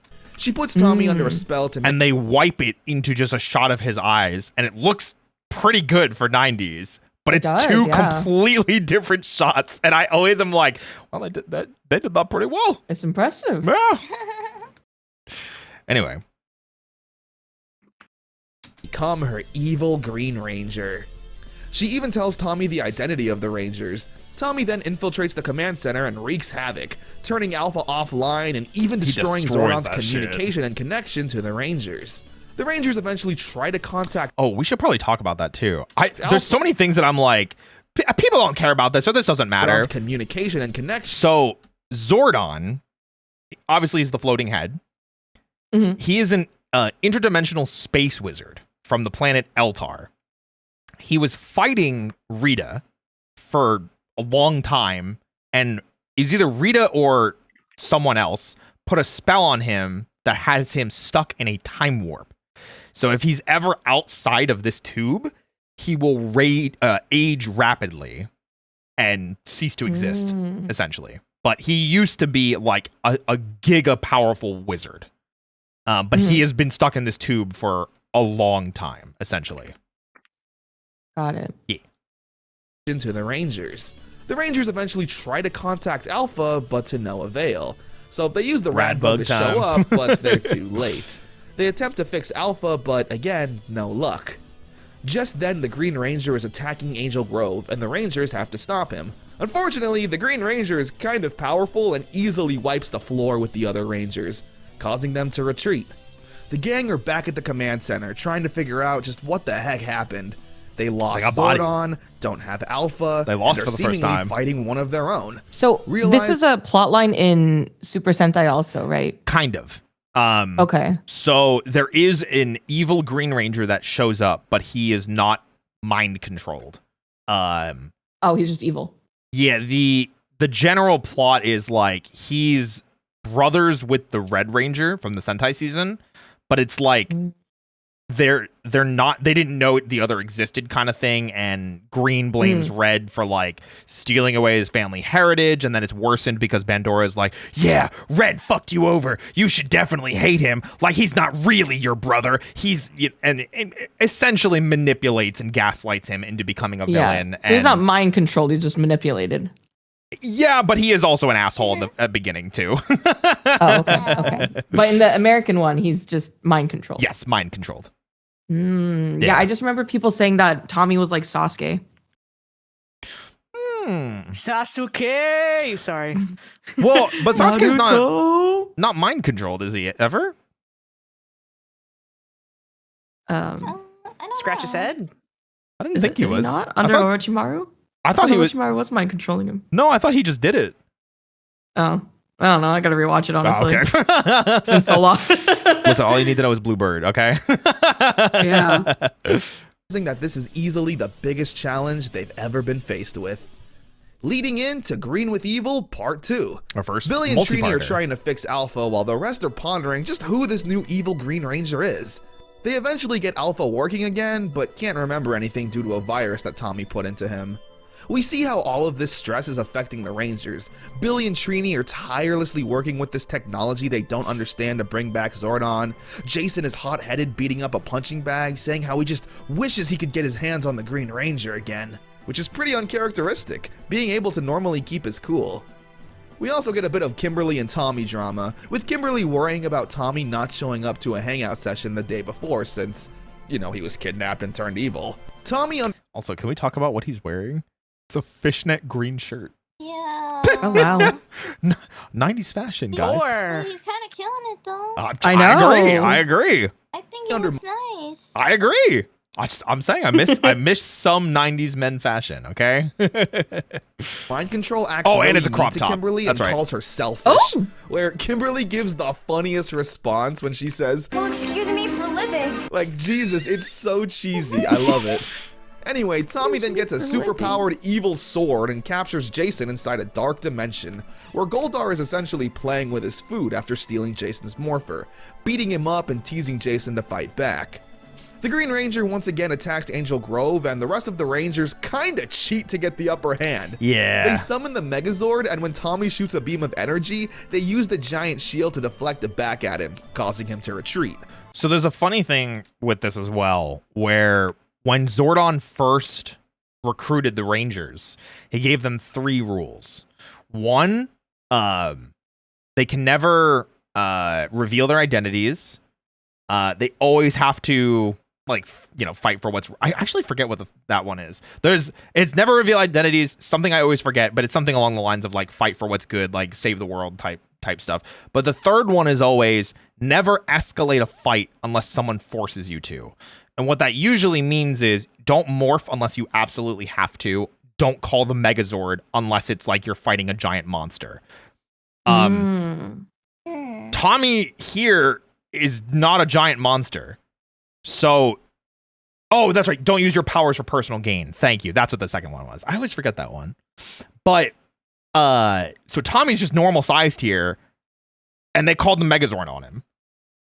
Oh, okay. And that's like ooh, that should show you how desperate they are. Because they're like, whoa, man, we're losing so badly that we have to kind of cheat. Mm-hmm. So, yeah. So, like, it's already 4-on-1, which is unfair, but to then summon the Megazord to fight regular-sized Tommy, it shows the Rangers' desperation. But with Jason missing and possibly going to be killed at any second, and Zordon still gone, the Rangers are still at their absolute lowest. Things don't get any better with Green with Evil Part 3. Yes, Jason's still getting whooped by Goldar, and to make matters worse, Rita has summoned a new general, Scorpina. She's very attractive, but very scary. Tommy once again hurts Kimberly's feelings, and it's just so sad to see. Oh my god, why is this guy kind of a dickhead? Because he's evil. they're trying to tell you he's evil, you know? Dang. Gotta reiterate it. And frees Jason from the evil dimension. Moments before being killed, he never really stood a chance against Goldar. Rita also concocts a plan to cause an eclipse that will cut off the solar energy that's required to power the Megazord. So to kickstart that plan in motion, she sends down a giant Goldar to attack Angel Grove. And with no Zordon still in sight, and Jason just recovering from his traumatic event, they have no time to waste. Part 4. So we're not even done with the multi-parters yet. Part 4 kicks off immediately where we left off. There's a part 5, so we're not done yet. This is like, to say Green with Evil is one of the greatest Power Rangers arcs of all time, and it's in the first season the show ever existed, is like an understatement. Because even though it still has the 90s camp, it still has the 90s writing and the 90s acting, it's just such a, like, this is just a good idea. It was a well-adapted Sentai plot. It was well shot. Good story writing, like everything that they could have done well, they did it. For some reason, they just locked in for these 5 episodes. Wow. Yeah. And it's, yeah, like Linku Master is saying, it's literally like you see the first episode, then you get like 10 to 15 episodes of basically nothing, of like monsters of the week, like no actual story. And then you get this 5 episodes in a row of Green Ranger introduction. Pure cinema. Yep, exactly. So this, Power Rangers had already taken over and was already exploding. This caused like volcanoes to erupt. It was that well received. Yeah. Wow. The Rangers still trying to contact Zordon, but needing to take care of Goldar, Scorpina, and the Green Ranger. We get some Bulk and Skull shenanigans with them taking a bus to drive far away from Giant Goldar. The Rangers summon the Megazord, but unfortunately get overwhelmed by all 3 villains. Yeah, it's not so fun when it's not a fair fight, isn't it? Not at Rita's all. Eclipse plan actually works, shutting down all power in the Megazord, and even ends up destroying the Megazord and sending it to hell? Jesus. With that, the Rangers are forced to retreat once again. Oh my Things are God. looking pretty grim for the team. They even consider just giving up at cooked. one point. They since are. They have nothing left. But Jason convinces the team to keep going. There is one new development, though, that Alpha was able to figure out, and that's the identity of the Green Ranger, which, to the surprise of everyone in the command center, is Gulp. shown to be Tommy. So, To be continued. with part 5. So, what would you do if you found out the identity of the Green Ranger? What are you doing? I mean, I'd be shocked. Okay, what's your next step after that, though? I mean, Either fix kidnap him. Or him? fight him. Okay. Yeah. Okay. Kidnap okay. him at school. Okay. Tyga, what do you think? What was the question specifically, Lynn? Just to make sure. What if you I- found out the evil identity of the Green Ranger? What are you doing? What's your next step? If I found out the identity of the evil Green Ranger, What are you doing? What's your next step? when we were talking about like what the Power Rangers would do, Sure. I don't know. I'd probably beat the shit out of him. These are all good plans. I like these plans. Let's see what they end up doing. Leading Beat the in shit to out of the him. Green with Evil finale. Shocked at this revelation, Kimberly goes to confront Tommy about the mind control. Immediately. Just goes to talk to him. Wow. Wow. Oh, okay. Where she says she knows his identity, and Tommy immediately threatens her and everyone else so casually. Tommy... So, Kane will kill me if I don't talk about this. This is one of Jason David Frank's best acting moments. When he was evil, he really got to have fun with it. But Kimberly goes over to him while he's working out and is like, Tommy, I know you're the Green Ranger. And he slams these weights down and goes, well, Pink Ranger, then you should know that you and your Power Ranger friends will be destroyed. Like, he's eating his voice doing it. Oh my god. Oh. Like, you can see the stink in his King. face. Like, he's going crazy. He's feeling it. Yeah. So casually. Tommy then is given the Dragon Zord, which is an awesome Zord. It looks like Godzilla and even comes out of the sea. Yeah. The Rangers Dope. unfortunately can't do battle with it though, since, again, their Zords are kind of being burned alive. Yeah, do be All like that. seems God. hopeless once again. That is until Alpha finally manages to make contact with Zordon again, and with his power is able to open up the Earth and revive the Megazords. Because he's a wizard. A battle ensues where finally the Rangers get the upper hand and knock Tommy out of the Zord, where Jason has that one-on-one battle he's been craving since the beginning. He destroys the Sword of Darkness that was apparently the source of Rita's mind control. With it destroyed, the Rangers then demorph and comfort Tommy, where he feels terrible for what he's done under Rita's control. Jason gives a heartwarming speech about friendship and teamwork, and how the world will be safer if they work together. We then get an awesome scene that I wish I could show you in its So entirety. good. The Rangers then morph again, including Tommy, who gets to shout, Dragon Zord! Everyone then triumphantly gives a quip saying how they're back Oh, and so he better keeps his than Green ever, Ranger and powers? that Rita better look Yeah. out, and that they're Oh, not that's backing cool. down because they're the Power Rangers! Oh, but that's not it. Zordon tells the team that they now have the power of the Dragon Zord, and that it can combine with the Saber-Tooth Tiger, Mastodon, and Triceratops Zord to create the Dragon Zord fighting mode. It's so satisfying to see the team finally be on the up and up after constantly being kicked down and losing every battle. Goldar escapes though like a coward and we don't get a fight. Tommy officially earns his Ranger status in the command center, where the team not only has a new friend, but a new ally in battle. Hands in the middle, yell Power Rangers! Episode end. So, Dang. one of the things I'll point out, also, can we talk about the vertical that Jason David Frank got here? Look how freaking high he jumped. That's crazy. Oh, So, now, Hazmi, you were asking a bit about the Sentai footage, which is why I want to bring this up. So, during this part, after basically Jason beats Tommy in the fight, in the Sentai, the mecha are sentient. They're living beings. They specifically, the mecha that form the Megazord, they're, dino gods, but together they form a dinosaur god named Daijujin. Fuck Daijujin. All my homies hate Daijujin. Daijujin a bitch. Literally, they finally beat the Green Ranger. And mind you, Red Ranger and Green Ranger are brothers who didn't know each other existed from millions of years ago. And they were like time frozen and brought to the present. So they beat the Green Ranger. They have him like demorphed on the ground, like not mortally wounded, but like can't fight back. And Daijujin's like, all right, great, kill him.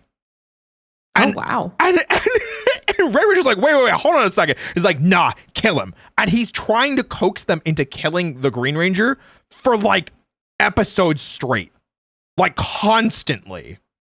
Wait, who's Daijujin again? The Megazord god. He's like their god, literally going, kill him. Kill your only brother. Kill him right now. Oh my god. Yeah. Fuck Daijujin. He a bitch. Anyway, moving on from that. So, cool. End. The Green with Evil saga was so amazing, mainly for being the first handful of episodes to have a more action-centered storyline. Apart from some Bulk and Skull moments, this episode had no real high school drama or moral lesson. Literally just a massive evil force that the Rangers had to take on by themselves. I don't mind the Saved by the Bell sitcom episodes at all, I really don't. It could be fun. I like the characters enough, and seeing them do anything is enjoyable, but having the show finally feel like a superhero show and not a sitcom was a nice change of pace. And again, introduce the world to Tommy, who would become a lot of people's fan favorites. There's also no proper time to mention this, so I guess I'll talk about it quickly now. In 2001, Tui Trang, who played Trini, would pass away in a tragic accident. And in 2022, Jason David Frank would also tragically pass away. I'm bringing this up now just so we can focus the rest of the video on all the happy moments they brought us throughout the years. Specifically, Tui Trang passed away in a car accident, and for Jason David Frank, all I can say is make sure you check on your friend's mental health. Yeah. Oh. Yeah. So let's continue on with the show. Anyway, back to action. Shell Shock. We start off with the gang playing some basketball, including Tommy. Look at that. They're all such great. Yeah, Rip Tway. Yeah. I remember because like she was like for Vietnamese people, she was like the first like Vietnamese person to be like on American television, right? So definitely hit really hard as a kid. She's also in The Crow. Oh yeah. Yes. Yeah. She was great though. Everybody that I've ever heard talk about her, like, they scream about how she was, you know, gone too soon type thing. So yeah. Great friends already. Rita is apparently asleep, and Squat and Babu decide to make her happy by destroying the Power Rangers with their own monster. A turtle with a spotlight in its back that enjoys baseball with a cannon and a hook. This is literally what a child would come up with when creating a Power Rangers monster. It's pretty powerful though. It makes Trini run indefinitely with its green light and freezes Billy, Zach, and Kimberly with the red light. I mean, that's 4 Rangers down already. Maybe Squat and Babu should be ruling and not Rita. I mean, Trini is sent to find the cure since, you know, she's already out and about running around. Might as well. Jason fights Shell Shock on his own with his Tyrannosaurus. So funny. of her running. She's just running around. Yeah. Ironically, this is a Sentai plot. I don't know why they used American footage here. Maybe they just didn't want to show nature Japan. I guess because like they used not Rita. This is a Sentai shot. Yeah. Trini is sent to find the cure since. But this isn't, and I'm like, why not just use the Sentai shot here? No, she's already out and about running around. Might as well. Jason fights Shell Shock on his own with his Tyrannosaurus sword. But aren't we forgetting someone? Yeah, Tommy. What's he doing? Playing with a stick? That's okay. He's new. He's getting the hang of it. So, also Sentai footage. I will talk about this now. Connor, I think, mentions it later. So, I'm going to spoil something in Super Sentai because Connor will in the video as well. So, in Zyuranger, there's not a lot of Green Ranger footage in general because the Green Ranger does eventually die. He dies in the show, like they kill him off in character. Now, it's because of plot reasons that I don't want to say because it'll spoil other stuff that happens in the show here. But because of that, they don't have a lot of footage of the Green Ranger doing things like fighting. He usually comes in as like a trump card or a MacGuffin to like, oh, the Rangers are losing, call the Green Ranger, now we won. And because of that, they didn't have him present in a lot of fights. But they didn't really know how to write that for Tommy since he's supposed to be part of the team. So a lot of the time, Tommy is literally just not in fights because he forgot his communicator. He got tied to a tree. He got roped up in the air in a net. He's practicing martial arts. Whatever you want to say it, but like everyone is always like, oh yeah, Green Ranger Tommy's the best. And all the reasons I just explained to you is why he's the worst. That's so funny. Yeah. But they had to do it because they don't have the footage. Exactly. So, and that's important for later too, because they didn't have the footage to use from Japan and it was too expensive to make their own. Interesting. He morphs and summons the Dragon Zord to fight the monster until Trini shows up with the magical cure, where they destroy the monster and once again continue their game of basketball, where Billy absolutely dunks on Zach. Remember what I said earlier about the hood accepting Billy? Yeah, still true. Itsy bitsy spider. Spider warnings. It's fine. Angel Grove is going to tear down the long-standing spirit statue that's supposed to protect the citizens from bad bugs. Everyone's on board with saving it, especially Zach. He hates bugs. Bulk and Skull then throw these roaches everywhere, and it's pretty disgusting, honestly, with a tarantula ending up on Zach's shoulder and him freaking out, which, honestly, bro, Same. Rita Oh, I just got a raid. You guys mind if I thank the raiders real quick? Yeah, of course. Welcome in, Hilo! Hello, everybody. Welcome in, Raiders. My name is Chiato. Look at Macchiato. I'm your coffee. Hi. Hi. Welcome in, guys. We're watching Power Rangers with Fiona, Hazmi, and Taiga. Yellow. Yippee! So pull up a chair, kick up your feet. Let's have some fun, guys, shall we? Yeah. takes notice of this and overnight switches out the real statue for a fake one. We cut to Zach teaching his hip-hop keto class, which I believe is the first mention of it. Hip-hop keto being Zach's dance-fighting hybrid style. Rita sends out some sleeping bugs to put Zach's students to sleep. He freaks out because they're bugs and runs to the statue for safety, where he realizes there's snakes in the statue's hair as opposed to flowers. So, screw it, that's enough justification to morph and blow it to bits. It's so funny because it is that fast in the episode. He's like, wait a minute, it's snakes. It's got to be a Rita plot. Morphs shoots it immediately. He just knows. He's a knower. A giant spider monster. Maybe you shouldn't have blown Oh it my up. god. Yeah. Rita makes it grow, Big which is mistake. even worse for Zach. Especially with the spider being pretty powerful and disassembling the Zords. Man, do you notice someone's not in the Worse fight? for Zach. I wonder. Especially with the spider being pretty powerful and disassembling the Zords. If only there was a 6th Ranger to aid the gang with another Zord. Yep, they call for Tommy, who once again is doing martial arts alone. He summons the Dragon Zord, and we finally get to see the Dragon Zord fighting mode in action, with it drilling a hole right through the spider. You even get to see an eternal shot. That's crazy. Dang. That's pretty metal. The day is saved, and Zach is still afraid of toy spiders. Again, same. In the Spitflower, we have one of Rita's worst plans ever. Kimberly is designing a float for the Angel Grove Parade, where Rita sends down the putties to destroy it. What does this accomplish? Like, yeah, Kimberly That's so is sad by it, but Yeah. the world isn't more conquered by this. It's just a minor inconvenience. She then creates a flower monster. Alright, that's a little more threatening. The Rangers are sent to deal with it, all except for Tommy, who's busy rebuilding Kimberly's float concept. But shh, Oh, it's a brother. secret, we're not supposed to know that yet. You know, that's way more important, right? Way more important than stopping a monster from destroying the world. Oh yeah. Yeah. Oh yeah. He eventually does show up to help the Rangers with the power of the Dragon Zord. It is really funny, though, and I'm going to point this out real quick. So, you see how Tommy, like, runs over and is, like, goes immediately to the Red Ranger and is, like, trying to help him up? Mhm. Ranger, unfortunately, very much falls into a negative stereotype of, man, the Rangers are losing. What do we do? Red Ranger goes, Nissan! And just screams out for him in desperation.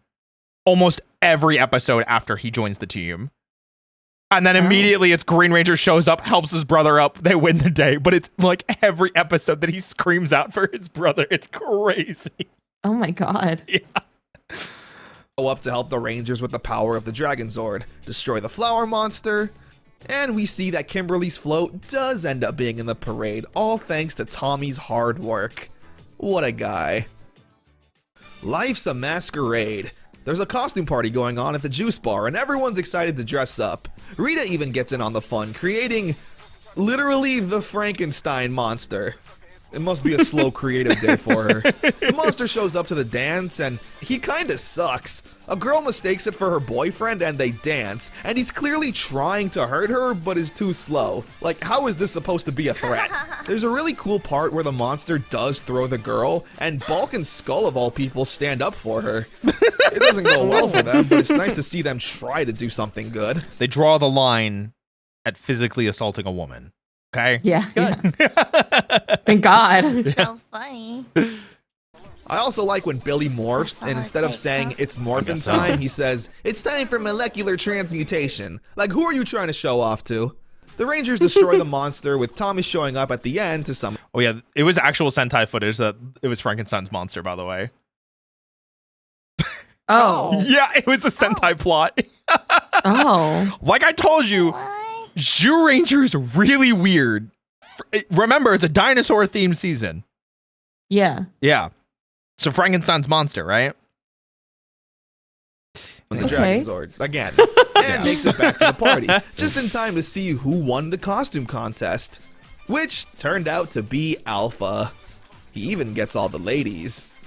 Gung Ho is a really fun episode. Jason and Tommy are training for some ninja duos competition, Whatever that but they're means. having issues working together, both seemingly having pretty big egos and trying to one-up each other. A lot of the episode feels like a demo reel for Austin St. John and Jason David Frank, both showing off their impressive martial arts and athletic abilities. But hey, I'll take it. Most episodes of Power Rangers has people talking and Rangers fighting.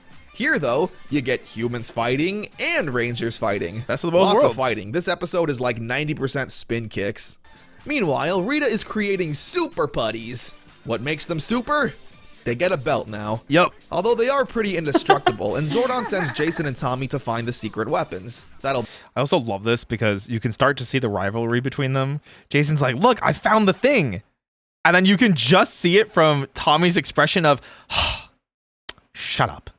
Like, he literally says, you only found it because of my half of the map. Literally being a petty bitch. Oh my god. Yeah. What soon today? That'll be able to destroy the putties, as well as teach them the importance of working together. They struggle at first, but eventually get the hang of it, even coming across a new Zord, Titanus, who initially attacks the Rangers as a test. They find the blasters. So, remember when I talked about Power Rangers being a toy commercial disguised as a kid show? Here's one of the perfect examples. In Power Rangers especially, this is the only episode these show up in. That's crazy. And then Destroy this scene is the only scene they get used in the entire season. Do they ever come back, or? I think they come back once or twice in like Super Sentai, but even Super Sentai only uses them like maybe 3 times max. Maybe. Yeah. Wow. super putties, and Jason and Tommy go on to become Angel Grove's best ninjas. It's a really good episode, mainly because of the long scenes of Jason and Tommy showing off their moves. Wheel of Misfortune. The school's doing a play on Rumpelstiltskin, which for some reason Bulk and Skull are taking part in. One of the props being used is Kimberly's grandmother's spinning wheel, which Bulk abuses and eventually breaks. And Kimberly giving one of the most genuinely terrifying shouts I've ever heard. Hey! You ruined my grandmother's spinning wheel! Jesus, I'm sorry. The rest of the episode is pretty standard. Kimberly's sad her wheel's broken, Tommy goes off to fix it, monster attacks, save the day, everything works out. So, I think Connor forgot about it here, but so you know that giant like Brachiosaurus thing we saw the episode previous to this? Mhm. That is another Zord that they get, or another toy, whatever you want to call it. And it can join with all the other Zords to form one big Zord called the Ultra Zord. Oh, is that? It's not the wheel, but they form it to destroy the wheel. And it's, but it's like the first time they use this giant, awesome new weapon is to destroy a spinning wheel that's shooting sparks. I see. And again, this is Ranger footage. So the monster of this episode was a giant wheel. So okay. Today, everything works out. Yeah. Island of Illusion Part 1. We start off with Zach practicing for some dance competition. He's lacking confidence and doesn't feel like he could win. And not to smoothie into Bulk. That's important, remember that. Meanwhile, Rita summons Lokar. There's Satan. Oh. Okay. Yeah. That's not what I imagined. I know. That's Satan for you. Giant evil spirit head that actually kind of freaked me out when I was a kid. Wow. He's pretty powerful, and with the help of another monster, they manage to weaken the Rangers and send them to the Island of Illusion.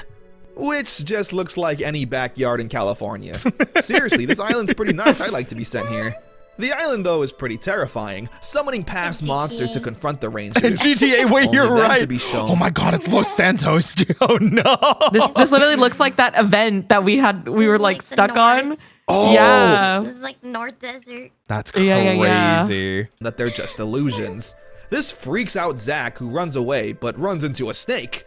This freaks him out even more. But no one else can see the snake. With Zach's confidence being almost completely obliterated, he slowly starts to dematerialize and disappear. Oh my god. Leading into the Island of Illusion Part 2.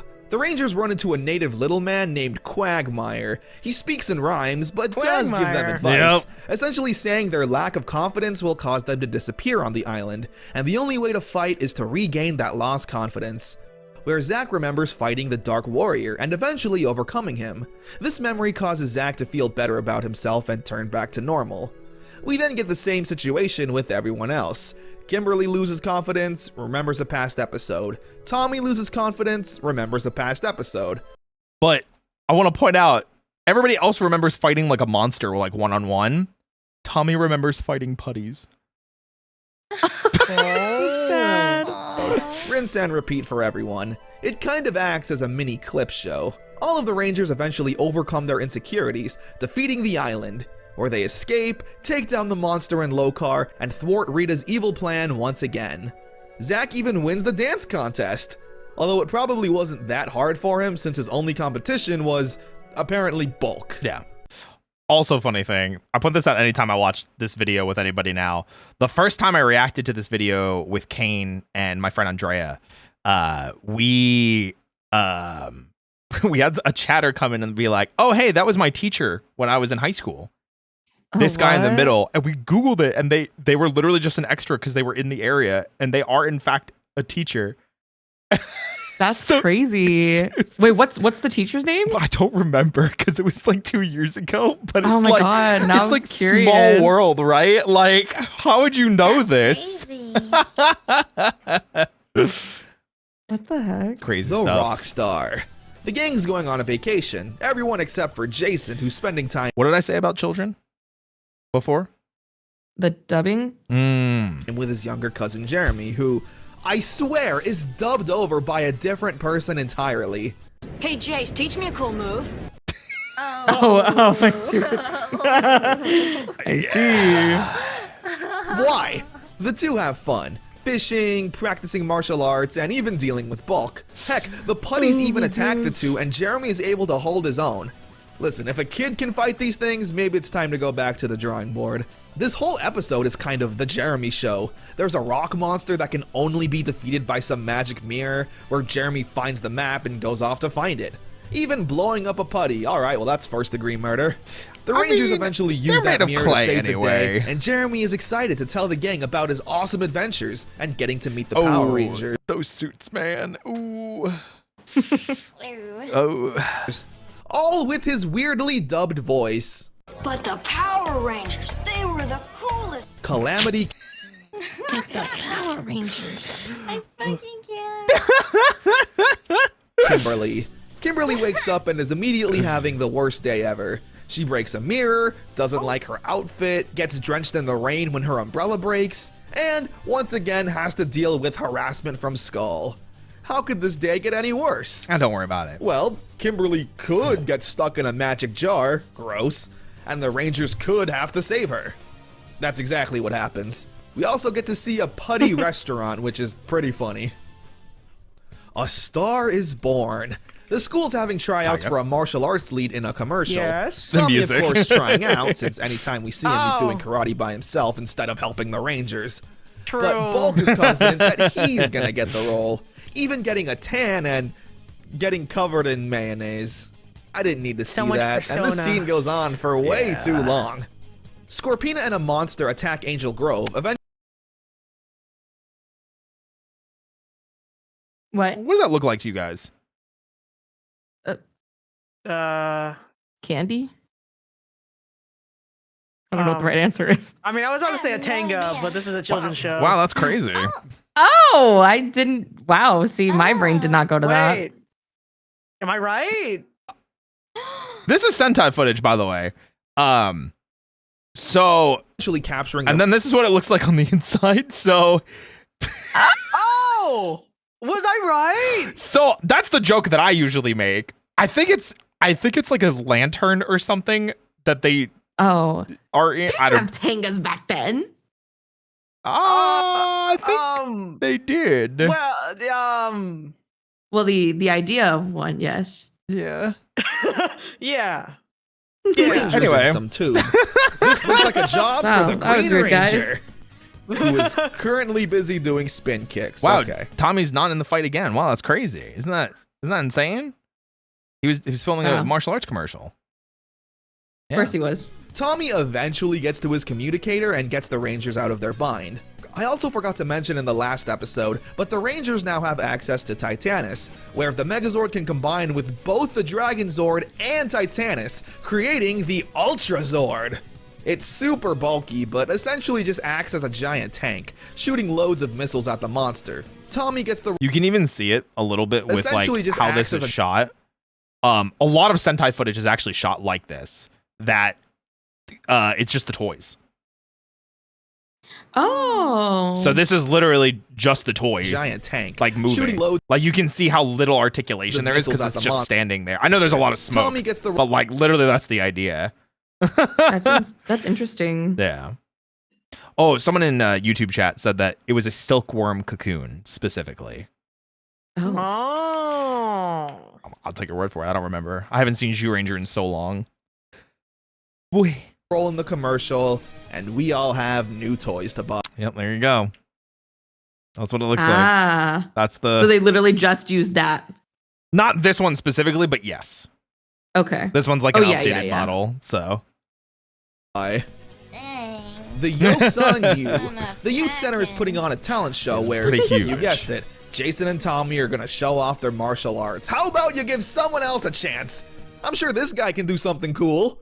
The B-plot's kind of weird. Squat and Babu eat these eggs that turned out to be this monster's lunch. However, it's clear from the Sentai footage that these eggs were his children, and he's upset by it. Power Rangers clearly didn't want to do anything that dark, so instead it's just his lunch. But it's a weird fact knowing what the Sentai was doing. I mean, look, there's even a scene with the monster crying over his eggs. Like, he wouldn't do that over his lunch. Those were his children. Yeah, I think they get eaten, and then Rita's like, oh yeah, Zyuranger did it. Go kill Zyuranger because they ate your lunch. Like, oh my god. Or ate your babies kind of thing, yeah. Tommy eventually escapes after being kidnapped. Oh yeah, he was tied up in a tree by putties. That's why he comes down from the tree like this. I wasn't kidding. I was not kidding when I said he's just not in fights because he keeps... losing to putties, yeah. Tommy eventually escapes after being kidnapped, whoops the putties, and helps the Rangers destroy the monster. Where, yes, they then show off at the talent show and everyone claps. The Green Candle Part 1. This is another important couple of episodes. Now, you might have noticed that Tommy isn't ever really involved with the main group. He's always showing up late or being captured. Well, all the time. This was intentional. You see, in Zyuranger, the Green Ranger wasn't around that long. Spoilers, he ends up dying, meaning there's not a lot of Green Ranger Sentai footage. Yeah. Hence, why Tommy always shows up at the last second to just summon the Dragon Zord and then leave. In the Green Candle, Rita creates a green candle that's linked directly to the Dragon Coin and its power. Once burned, the Green Ranger's powers are essentially on a timer, because once the candle is completely burned out, the Green Ranger powers will be lost forever. There's also a subplot with a dance happening and Tommy wanting to ask out Kimberly. Before he gets the chance, putties attack and we get to see some awesome fight scenes. Seriously, Tommy always delivers fast-paced and exciting fights. He does get captured though and sent to the same dark dimension Jason was sent to, where Goldar tells him that if he joins Rita, he'll be able to keep his powers. He naturally rejects this offer and tries to fight Goldar head-on, even managing to trick him, escaping the dark dimension, and helps the rest of the Rangers who are currently fighting a monster. They defeat it and return back to the command center, where Zordon informs everyone about the Green Candle and how... The cool thing about the Green Candle, too, is this is actually a Sentai plot, but instead of it being his powers, it's the Green Ranger's life. So, essentially what it was is the rest of the Zyuranger team, they were, like, frozen in like a magical stasis that was supposed to release if Bandora ever got out again. And then they were released for that. But Burai, who is the Green Ranger in Zyuranger, he essentially like died during that process because it wasn't like a secure location. And because of that, there was like a group of outer gods outside of Daijujin that were like, well, we think eventually you will have a purpose. So we're going to like suspend your life And after you join the good side, we're going to explain that, hey, here's this magical room that if you ever leave this room, the candle will start burning down. And it will stop if you come back, but that means that you can't have a life. If you leave this room, the candle will burn down. And the whole thing is like, the Red Ranger is constantly calling for his brother to come help him, but doesn't know about the candle being there. So he's killing his brother the entire season by calling for help constantly. Oh my god, that's dark. It's really bad too, because he ends up dying because he decides to leave one last time to like save a kid. Because he has like a vision of like the Grim Reaper coming for him, and he trades places with the kid. It's a really emotional scene. But as soon as it's over, Zyuranger goes back to being really goofy. So it's kind of shitty. Wow. But anyway, green candles. It is something to worry about, and the team needs to come up with a plan and fast. Otherwise, the Green Ranger will be no more. No more. Green Candle Part 2 picks up right where we left off. Zordon says another ranger needs to go to the Dark Dimension to retrieve the candle. Tommy can't do it because it'll risk the candle to burn out faster. So, Jason volunteers and heads in, where we essentially get round 2 of Jason vs. Goldar. He puts up a better fight this time around, although still clearly being overpowered by Goldar. Meanwhile, a monster is sent down to destroy Angel Grove, and with the Megazord needing all of the Rangers to control it, Tommy offers to risk using whatever power is left in the green candle to fight it himself. The monster is incredibly strong, however, and does require all 5 Rangers to help. So, Zack is sent in to retrieve Jason to fight the monster. But in doing so, they'll be leaving the green candle behind. But with the safety of the world taking priority, Jason leaves to join the team. And with all of their combined powers, destroy the monster and save Angel Grove. Oh, I can point this out now too, because somebody else wanted me to point it out. So Walter Emmanuel Jones, I believe it's that he had an accident when he was a child and is actually missing a finger. So which one is him, which one is that? The one on screen. Oh, okay. So you can see normally they have all of their fingers on top of the morpher, but he only has 3. I know it's a little hard to tell because of the grainy footage, but only 3 fingers on the morpher. Team. But yeah. And with all of their combined powers, destroy the monster and save Angel Grove. Unfortunately, though, that last battle burned up the rest of the candle, stripping Tommy of the Green Ranger powers, but not before transferring his shield and dragon dagger to Jason. And yeah, just like that, the Green Ranger is no more. That's this was it? a pretty big deal. That was so quick. Yeah, he's gone forever. Tommy and the Green Ranger was the most popular Ranger. It's pretty sad, to be honest, but of course they'll all still be friends, and Tommy will help however he can. Yep. We do get a happy ending though, with Kimberly meeting Tommy saying that she misses him, and that he misses her too. Where he asks her to the dance, and the two even share a kiss. The first and only kiss on the lips Power Rangers will ever show. Not the only, but one of the only. It's a nice ending, but does feel a bit rushed, like how much time has passed? Clearly the dance hasn't happened yet, and it was literally 6 seconds from when Tommy was in the command center to being at the park. Whatever, I won't hate on it, it's still a nice ending. Having no more Green Ranger was definitely a bold choice, but with the lack of Sentai footage, what else could you do? Well, we'll find out later. I'll find out For more. now, we're at Birds of a Feather. Zack has a student competing in a tournament who lacks confidence. Meanwhile, Bulk and Skull have also found some bully kid to be their protege to take on Zack's in the competition. It's a little Karate Kid ripoff, but that's fine. The rest of the episode is pretty basic. It was the time for ripoffs. A monster gets sent down and the Rangers gotta fight it. This is, however, our... Oh, this is actually a dope shot. I'm happy that we get to talk about this. So this shot, they're all like running in tandem with each other, and it looks like really cool. How Sentai films a lot of these things is when they're big, like models like this, it's a person in a suit. But these are like usually either the toys or like slightly higher articulated models. This specifically, they're on a treadmill that they're running, and they're putting dust onto the treadmill, like rocks and such, onto the treadmill to give the illusion that they're running really, really, really fast. And it's like why you can see like bits of dust like flicking up in the air as they're running. But it's like the illusion of the 90s. Like you'd never think about this kind of stuff and how they'd create it. But again, like as time has gone on, we've found more behind the scenes stuff where they've shown like the tricks of it. Yeah. Yeah. This is, however, our first glance with Jason getting to use the power of the Dragon Shield and the Dragon Dagger. It looks awesome. He's fighting some sentient heart, which is very creepy. It's very creepy. Good episode that ends with Zack's protege winning the competition because, of course he does. Cleanup Club really goes back to basics with Power Rangers. The clans had to make video projects, and Trini makes one on pollution and the negative effects it's having on the world. It's kind of a Back bummer to video. messages sad. of the week, you know? Inspired by it, though, Trini creates the Cleanup Club that only the other Rangers join. Yeah. Damn, that kind of sucks. The putties attack during one of their cleanups, and we finally get to see the Rangers mop the floor with the putties. It's a nice change of pace from the earlier episodes where they barely escaped with their lives. It shows that the Rangers have grown and have become more skilled since they started. Even Billy's kicking it down. Like you see him, he's going crazy. My favorite thing too is he's got the Tims. Oh my god. He's just going crazy with it. There's also a monster that's trying to pollute the earth, you know, same old stuff. They destroy the monster and possibly create more pollution with that explosion. Probably. You gotta think about this stuff, guys, come on.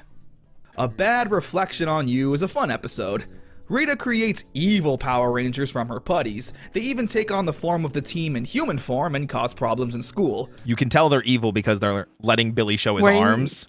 Oh, I was And gonna say wearing sunglasses. That too. No But like Bullying people and doing pranks. like you can see like how much they really tried to like hide his like physique with like the bulky clothes. Like he is in such good shape. Pranks, one of which has the principal fall victim to. And when the real Rangers show up to help, they get detention. Which, of course, the only other kids in there are Bulk and Skull. We get a lot of shenanigans with them that's loads of fun. Bulk packing a massive lunch and a TV for detention.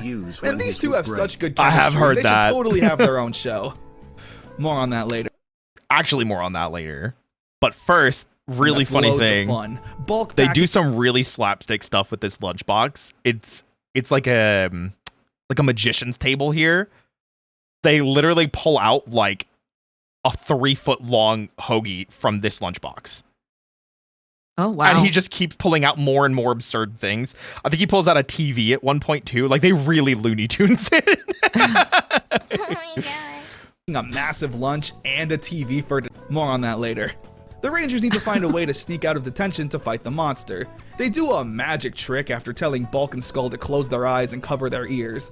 They teleport and morph. And this part always makes me laugh. So, you know how the Power Rangers are supposed to keep their identities secret? And they're like, hey, Bulk and Skull, put on a blindfold and plug your ears so we can morph and get out of here, is the idea. Uh-huh.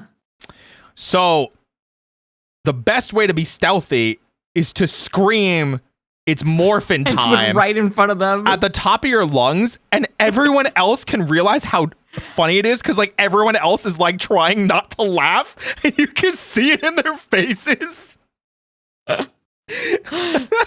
That's so funny. I love this dude because it's just so dumb. And morph out and have a battle with the evil Rangers. It's a fun I like fight, how they're always but they dressed in don't their colors. Always. You gotta make it easy to know who's who. Always. Yeah, it's really nice. do too much with it. Hopefully we could see some more interesting stuff with evil Rangers in the future. We do indeed. Doomsday, Part 1. Ooh. Doom. Is this the finale? What kind of name is Doomsday? It is not the finale. It's Power Rangers Appreciation Day, and everyone is excited. Apart from Bulk and Skull, who create their own alter egos. The Incredible Bulkster and Super Skull. Oh, so people know who the Power Rangers are. Yeah, like the Power Rangers. Rangers. They're not like a secret. Well, obviously anonymous, but like. Yeah, think of they it don't like just do stuff and leave. Think they're like the Avengers or like the X-Men or something like that. Okay. They come in, do their thing, and then leave. Yeah, but people like know. Yeah, like they see that happening. Okay. They don't do much, but it's nice to see them want to be good guys again. Rita uses this time to unleash one of her most dangerous plans. She traps all the citizens of Angel Grove in a dark dimension, while at the same time landing her moon base on Earth and releasing Cyclopsis on the world. Cyclopsis being her own Megazord that's incredibly powerful. And then summon Satan to add again. insult to injury, Lokar makes a return. So in the Sentai, this is actually setting up for the final arc. So Bandora is starting to get like second like guesses about doing what she's doing, because she's like, I was mad that my son was killed by dinosaurs, but like now I'm making children miserable. Like this feels kind of wrong. And like she's starting to turn. You can kind of feel it. So Satan's like, you told me you were gonna fuck up the world. So to stop her from like turning to the side of good, Satan resurrects her dead child and makes the child pilot this mech. That's, oh my god, that's fucking dark. Yeah. I wasn't kidding when I said same. Oh, sorry. Go ahead. I wasn't kidding when I said the Sentai is like a little bit darker. Oh my god. I was gonna ask if like that her plot line or her lore is like the same in the American version, where it's so. No, but there is a really cool, unique plot line that's made for her that doesn't pay off for another almost 15 years from now. What? Yeah. Power Rangers is a one consecutive storyline technically. It really only matters until about like 5 or 6 seasons after this. Then it's kind of like one-off seasons, but each season is better when you've seen the previous seasons. That's why I always start people with Mighty Morphin. Also because they just get better at making these types of shows as time goes on. Wow. Yeah. And this is the first season technically of like American Power Rangers. Yes. First season. Okay. Yeah. That's incredibly powerful. And to add insult to injury, Lokar makes a return. Yeah. With Cyclopsis being a Megazord, we jump straight into the Zord fight. With Cyclopsis absolutely destroying the Rangers with the help of Lokar's magic power. Even summoning the Dragon Zord doesn't help. Cyclopsis is just too strong. So they summon Titanus. I mean, Titanus has been able to decimate any monster that's been in the Rangers' way so far. So they create the Ultra Zord and it's not enough. Rita even managing to not only disassemble the Ultra Zord, but kill Titanus? What, drowning him in the... Yeah, he's literally like drowning in quicksand in this shot. And in the Sentai and the show, he is like screaming, like bloody murder, screaming in agony as he is falling into the ground.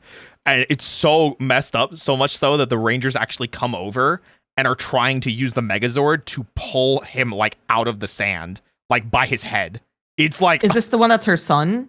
No. This is the Brachiosaurus that they combined with to make the Ultra Zord. So, but she's essentially killing one of the mecha. Earth, what? Look at that face. Look at that desperation. Yeah, it's a toy, but I can feel its pain. And then once it sinks into the earth, it explodes. Yeah, just for good measure, you know? Oh my god. Draining all available power in the Megazords. The team retreats to figure out their next move, because if they can't stop Cyclopsis, then everyone will be trapped in the dark dimension forever. Doomsday Part 2. Zordon managed to actually save the Zords at the last second, even Titanus, but they're unfortunately recharging to regain their power. It'll take 12 hours? That kind of seems like a design flaw. Why does it take 12 hours? Rita should attack during charging hours. The Zords are only at 50%, but with the fate of the world literally resting on this battle, the Rangers decide they have no choice but to bust them out anyway and take on Cyclopsis again. Through pure willpower and determination, I guess. The power of friendship, right, Fish? Yeah. Yeah! Rangers eventually do get the upper hand on Cyclopsis, destroying him with the power of the Ultra Zord, sending Rita back to the moon and saving the world, where Angel Grove can now properly celebrate Power Rangers Day. With these kids picking their favorite Rangers and arguing which one is the best, where a familiar face pops up to tell them that they're all great. Tommy! Yeah, Tommy's back. I missed him. And seeing him greet the Power Rangers in Ranger form is so beautiful. He should be up there with them. After the celebration, the team head back to the command center, where Zordon says that they've all gone above and beyond the call of duty, and if they'd like to return back to their normal lives and relieve themselves of Ranger duty, they're more than welcome to. Of course, the Power Rangers being goody two-shoes, they all decline and choose to stay Power Rangers, to defend the Earth whenever it needs them. Hands in the middle, shout, Power Rangers! End scene. So this is actually one of my favorite things that Power Rangers does in this. So essentially it's that they win. They beat Rita. You know, they stopped her like big plot. And Zordon's basically going, hey, I didn't mean to basically kidnap you from your lives. Like, you guys are teenagers. Like, you should be in high school enjoying life and things like that. And you've done way more than I could have ever imagined that you would have been able to do. If you want to go back to your lives, you can. And this concept of like, hey, I'm sorry. If you need to go, go. Go live your life. You've done your service. You've done what you needed to do. You did more than I asked you. Go back to your normal life now. And it's always like a really, really fun way to see character growth over the course of, this is episode 40 now. From the first episode when he gave them the morphers and they all walked out. And now he's like, hey, do you want to go back to your original lives? And they're like, hell no.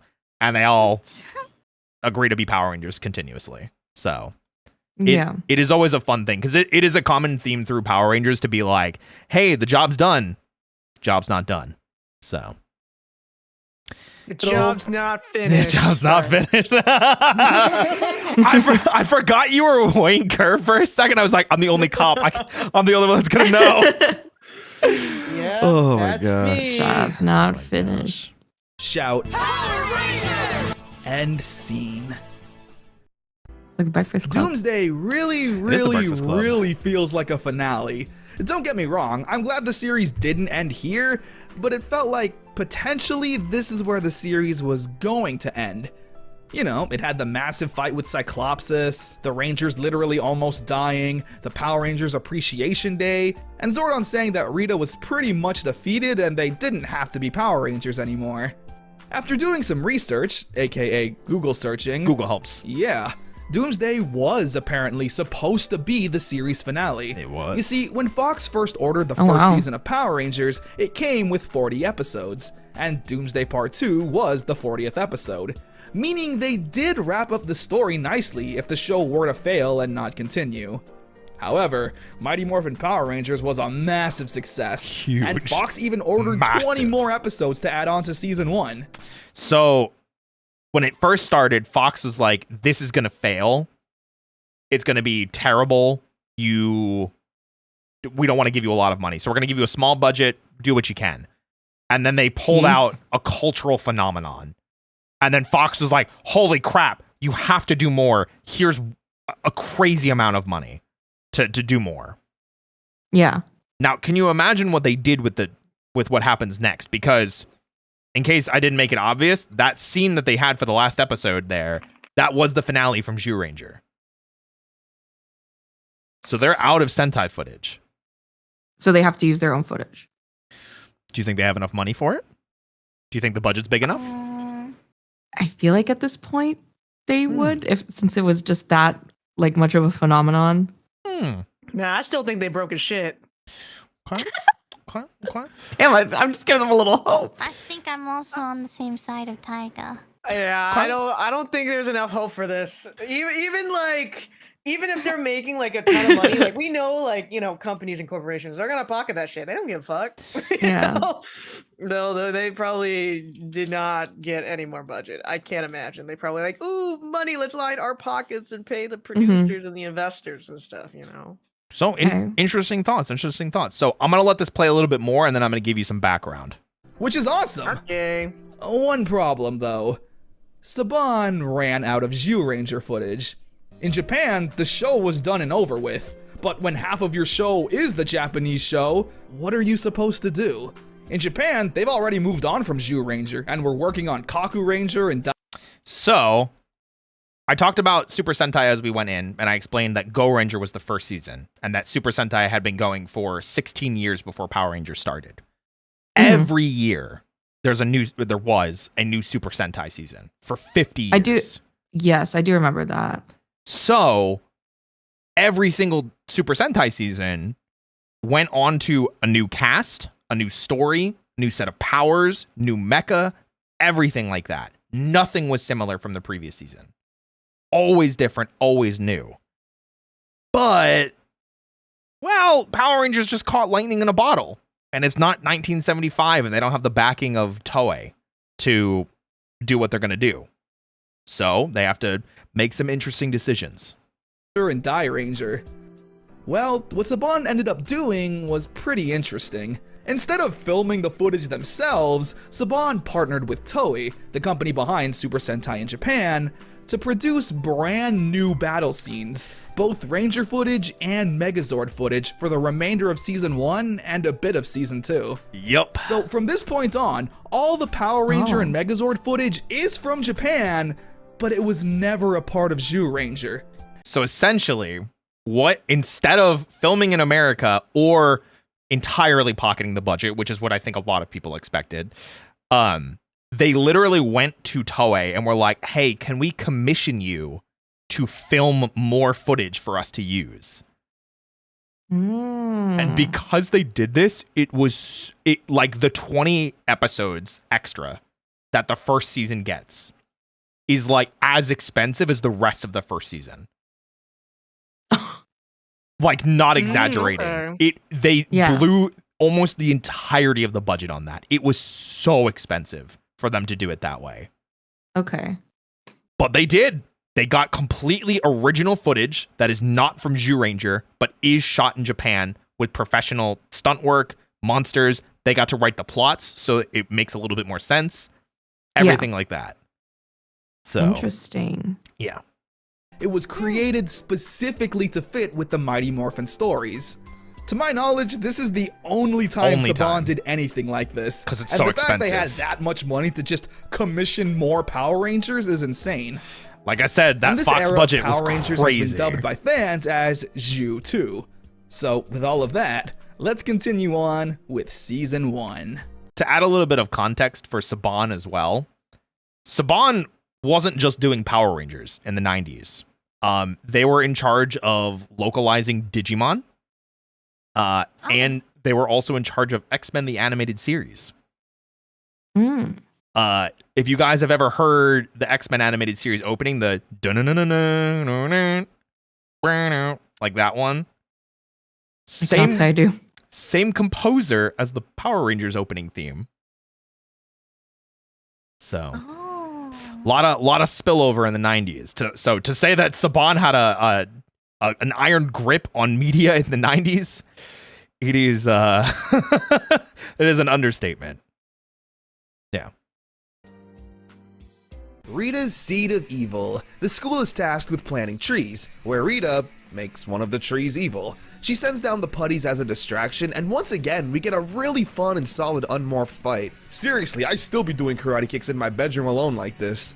Squat goes down to As one plant the does, evil you know. seed, but the Rangers don't know what he's up to. So Jason goes to check it out, where he's attacked by a tentacle. Uh-oh, that's not family friendly. The Rangers morph and all take on these tentacles. Crazy. Which again, sounds worse than it really is. They destroy the monster, plant the trees, and we get a little speech about the importance of trees and the impact they have on the environment. Mr. Beast would probably be proud. A pig surprise. Angel Grove is doing a big pet adoption, like pigs. where this old lady begs the Rangers, apart from Zach who's not them. there, to find a Okay. nice home for her pet pig. Norman, That's who's a a big big pig. man. Like, I get Yeah, that. he's But chonky. Jesus, this one's on another level. He's Zach, chonking. meanwhile, is going on a jog and spots the old woman, who turns into a putty, where he needs to Oh, wow. I love how she just like squats down to like transform, like ugh. He turns into a putty, Assume the where he needs pose. to whoop those putties. Again, I'm so glad we're getting a lot more unmorphed fight scenes that are genuinely really good. Bulk and Skull. Oh, one of the things they started spending the budget on too, around this time is, I think, someone can correct me if I'm wrong, it's around this time. They started working with some of the stunt team from Japan. There's a Oh, that's specific cool. stunt coordinator by the name of Koichi Sakamoto. I don't think he took over just yet. But around this time, he started having kind of insight of like, hey, you should do this, add this to the scene, make it a little bit more. Because they brought him over to start working on a different season of Power, or a different season similar to Power Rangers that they were adapting at the time, and he was going to do stunt choreography for that. But since, same company, he was like, well, I could, point at this and say, hey, do this better, hey, do that better. So a lot of the fights start getting better. But Koichi Sakamoto, quite literally, Sentai Kamen Rider Ultraman stunt coordinator from Japan, came to work on Power Rangers for many years, went back to Japan, became even more famous and is widely considered one of the greatest like stunt coordinators in all of like tokusatsu in general. So Dang. it's awesome. Bulk and Skull of all people adopt the pig and genuinely seem to love it and take care of it, which is really cute. The gang start putting the Sakamoto pieces started in together of the season mysterious 2 old technically, woman, the and then pig, took over and stunt some device coordination the putty as dropped head during in his season fight with 3, Zack. when come they to had the conclusion that ninjetti pig is part suits. of Rita's plan, which the pig turns into the pudgy pig again. Hey! No, he's back. Flavor, it is pretty cute. So part of the problem is while they did commission a bunch of new footage, it wasn't ready yet. And because Power Rangers was a serialized show where they needed new episodes, at some points it was daily, but weekly mostly, they were like, okay, well, what can we do to kind of save time or to like fill the gap? So, yeah. Once again, they just did this. wants to eat. The difference here, though, is that the pig is still Norman underneath the monster, meaning the Rangers don't want to destroy or even hurt it, as they say.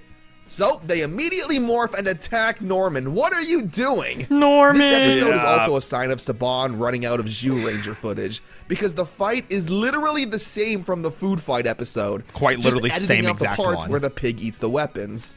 It's one thing for Power Rangers to recycle Super Sentai footage. It's another for Power Rangers to recycle Power Rangers footage. Also, why are they squatted like this? It's like, ooh, it's so ugly, man. Norman eventually runs away to some farm and is preoccupied with a lady pig. Goldar and Scorpina attack Angel Grove, and I swear to God, this is, no joke, probably the 10th time to use this footage. This specific Anyway, fight gets Billy used a turns the lot pudgy in Power pig back Rangers. into That's so Norman, funny. and the Yeah. farmer adopts Norman for his farm. But wait, he was already Bulk and Skull's pet. What the heck is up with that? Something Yeah. fishy. Jason, Zach, and Trini are going scuba diving. Billy doesn't want to go, though, because we learn he's afraid of the water, due to a traumatic event he had with a fish as a kid. Just look at that vicious fish attack. Oh, But what's he afraid of? Look how he whoops these putties. The fish wouldn't stand a chance in round 2. Billy then gets put under a spell that amplifies his fear of fishes, making him completely useless in battle, where he needs to overcome his fear in order to save his friends, which he does. See, just like I said, the fish didn't stand a chance. yeah. Also, They got when him. the Rangers land the final blow with the Megazord, the fish monster says, "No, you cheated!" Okay. What? So, so I'll play it again. Says, "No, you cheated!" Okay. No way. So they're actually saying, no, you cheated. But because of audio quality in the 90s, like it is pretty bad sounding. Like, No, you cheated! Okay. You shithead. yeah, it's pretty bad. I don't hear the cheated part now that you mentioned Now I it. say, yeah, Yeah. it's funny. Okay then. Lions and blizzards. The school is having some kind of field day full of games and stuff. You know, we all had to do this stuff at one point. The Rangers team wins the games, but Bulk and Skull steal the trophy. During their search, the gang gets attacked by putties. But this fight feels different, mainly because it was the debut of Ron Wasserman's music. If you don't know Ron Wasserman, he's the guy who created and sang the Power Rangers theme song.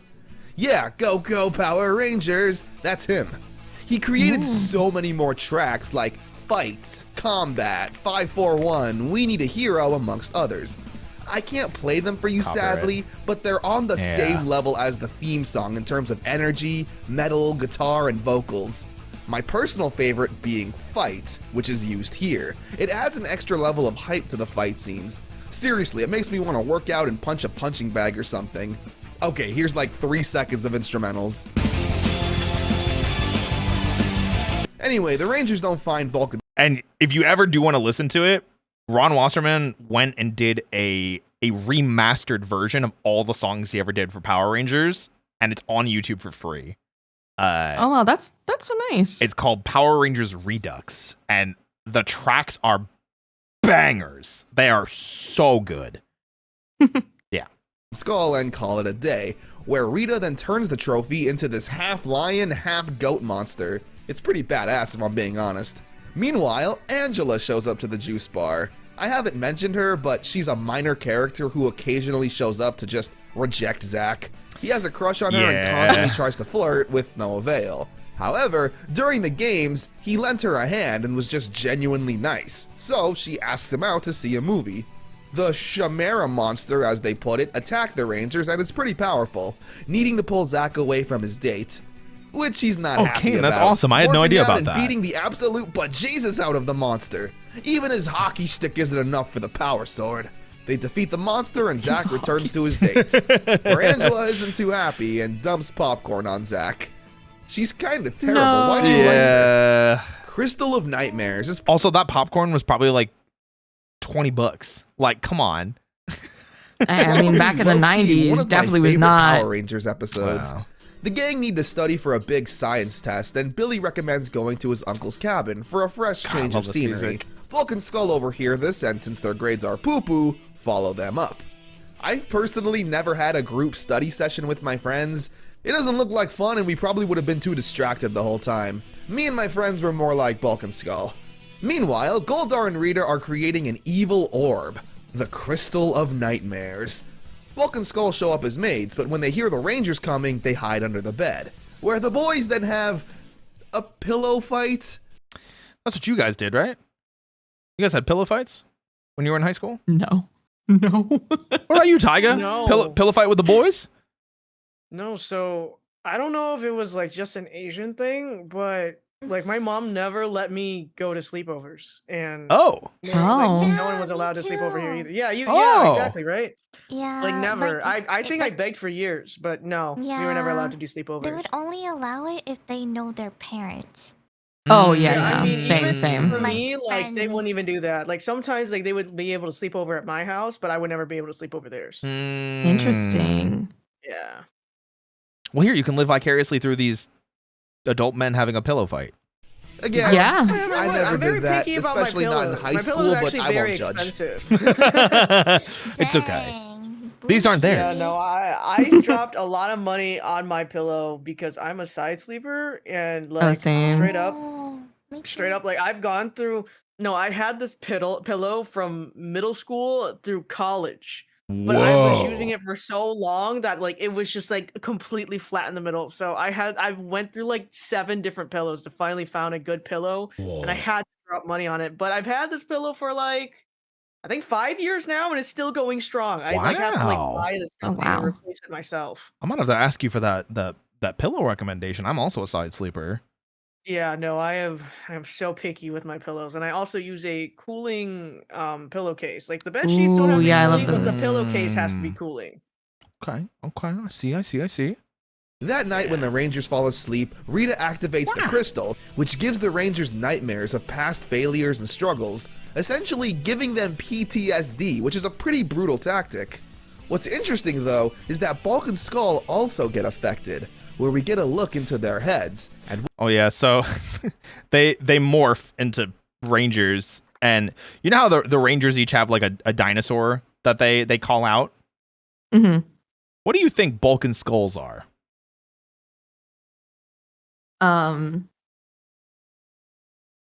They're dinosaurs though. Yeah. Hmm. I don't know, something puny. Like They have dinosaurs. Well, they're having a dream that they're morphing into superheroes. I can't imagine them having dinosaurs. Didn't the one guy keep turning into a pig? His dinosaur is probably like a pig. Okay.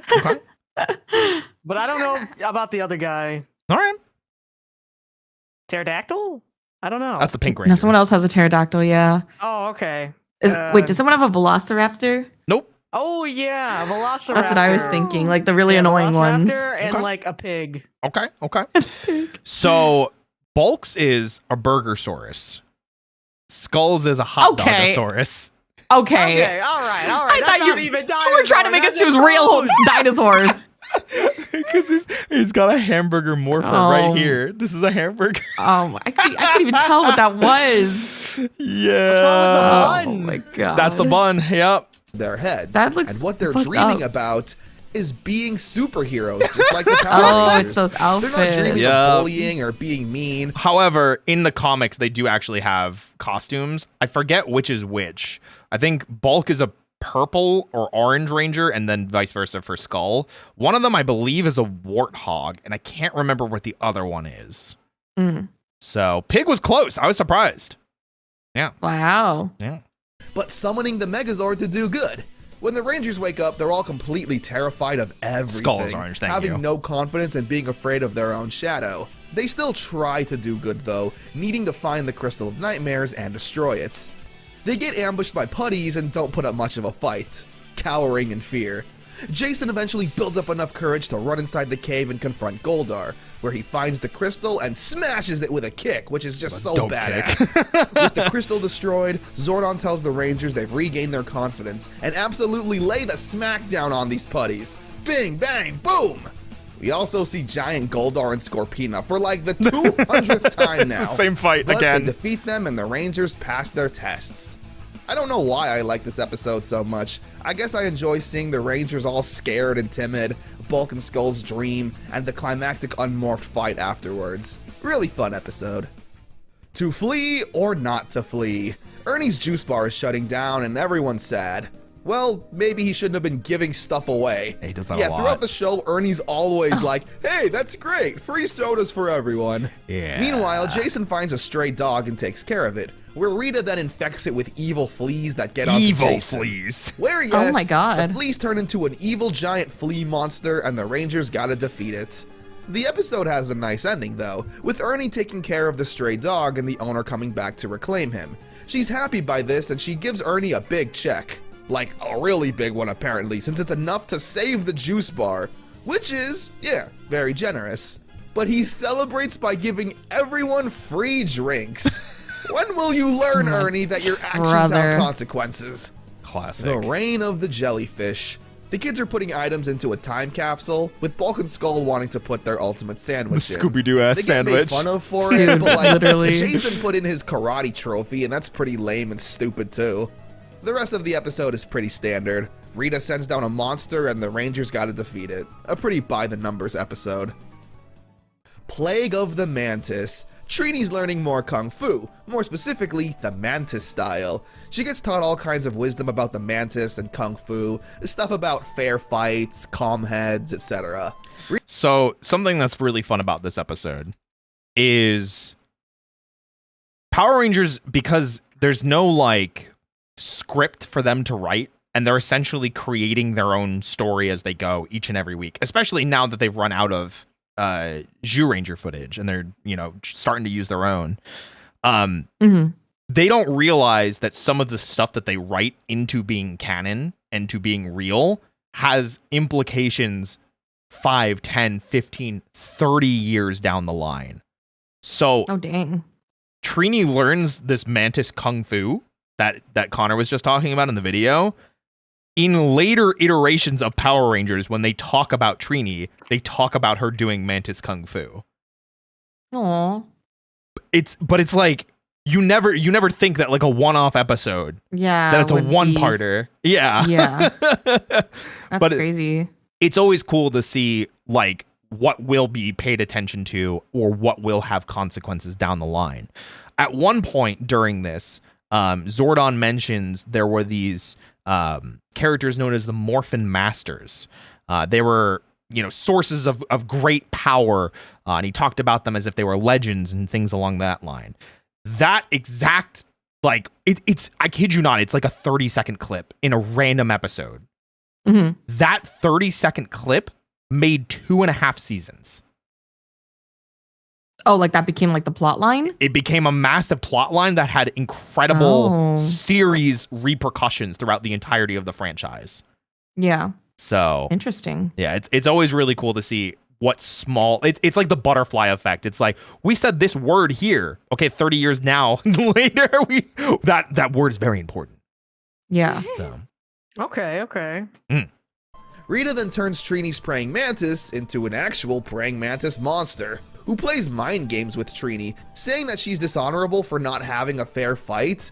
This, for some reason, gets to Trini, where she feels like she needs to fight the monster one-on-one, which I might be able to buy this if we haven't already seen the Rangers consistently not have fair fights with anyone. Why is this one different? She tries to have a fair fight until the mantis sends out the putties. What a shocker, the monster wasn't honorable. So, now it's all okay for the Rangers to show up and overpower the bad guy. Yeah, of course. I like how strong they make Trini in this episode. Everyone admires her kung fu and feels like they need to join to keep up with her. Very nice. It's easily, like, I think the highlight episode for Trini as a character. Toy Trang is just a really, really fun actress that did amazing work in Power Rangers. All right, baby, now we're getting into some good stuff. Return of an old Now friend, we're finally part back 1. in plot. It's Parents' Day at Angel Grove, where we get to see everyone's parents. They're all pretty basic and standard. Jason's dad is a musclehead, Billy's dad is a nerd. You know, it's what you expect. The most interesting are Bulk and Skull's parents.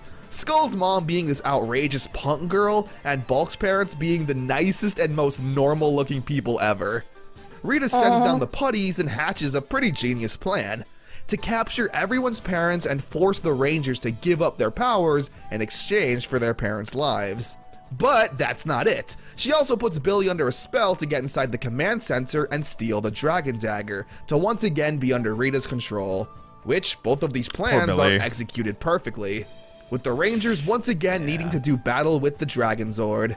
It becomes too much, and Goldar says that this can all come to an end, and if they want to see their parents alive again, they need to surrender their power coins.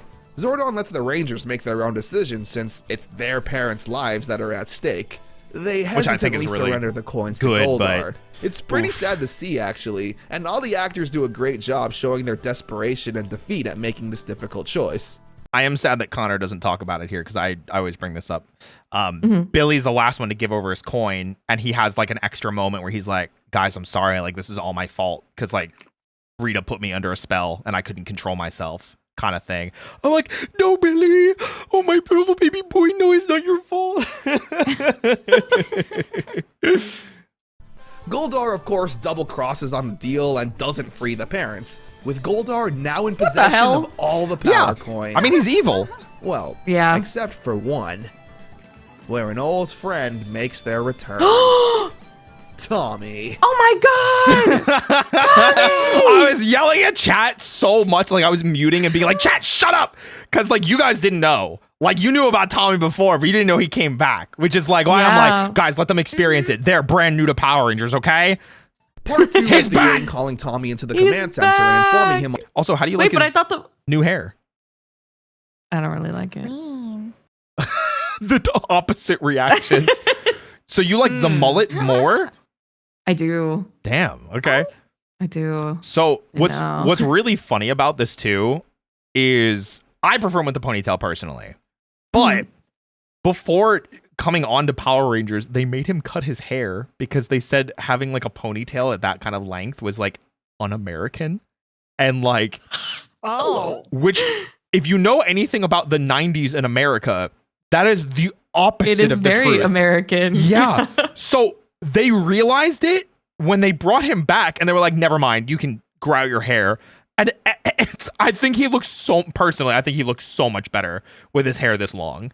So interesting. Wait, I thought though that his coin was out of power though. It is. Okay. So how are they going to fix that, Hazumi? We'll find out. Oh, we're going to find out this time on Power Rangers. Part 2 has the gang calling Tommy into the command center and informing him on the situation, where Zordon says he'll connect his own energy and life force to the green power coin, temporarily giving it power and letting Tommy become the Green Ranger once again.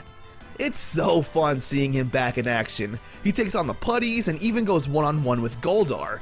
The coin is struggling to keep up its power though, since Zordon is using so much of his own life to keep it alive, even summoning the Dragon Zord to fight Goldar and Scorpina, totally wiping the floor with them. The Green Ranger's on a roll. Zordon, however, ends up disappearing due to the power sharing, and Tommy loses consciousness. However, not before managing to defeat Goldar and retrieve the power coins. The Rangers use the coins together to zap Zordon's tube with the power in hopes to bring him back, which actually works. The Rangers are sent to deal with a monster. In the meantime, however, Tommy seems to be surrounded by a power surge. I'm not too sure what's really happening here. I think when Tommy saved the power coins, all of their combined energy mixed with Zordon's electrically charged Tommy's body and gives him a surge of power. What does that mean exactly? Well, to put it simply, the Green Ranger has power once again. So Tommy morphs into battle and helps his friends, where the 6 of them destroy the monster and save their parents. So I want to pause for one thing. So this is either Zyuranger footage or Zhu2 footage. You see how Tommy looks? Like, you know, how the shield looks, how he looks, everything like that. Yeah.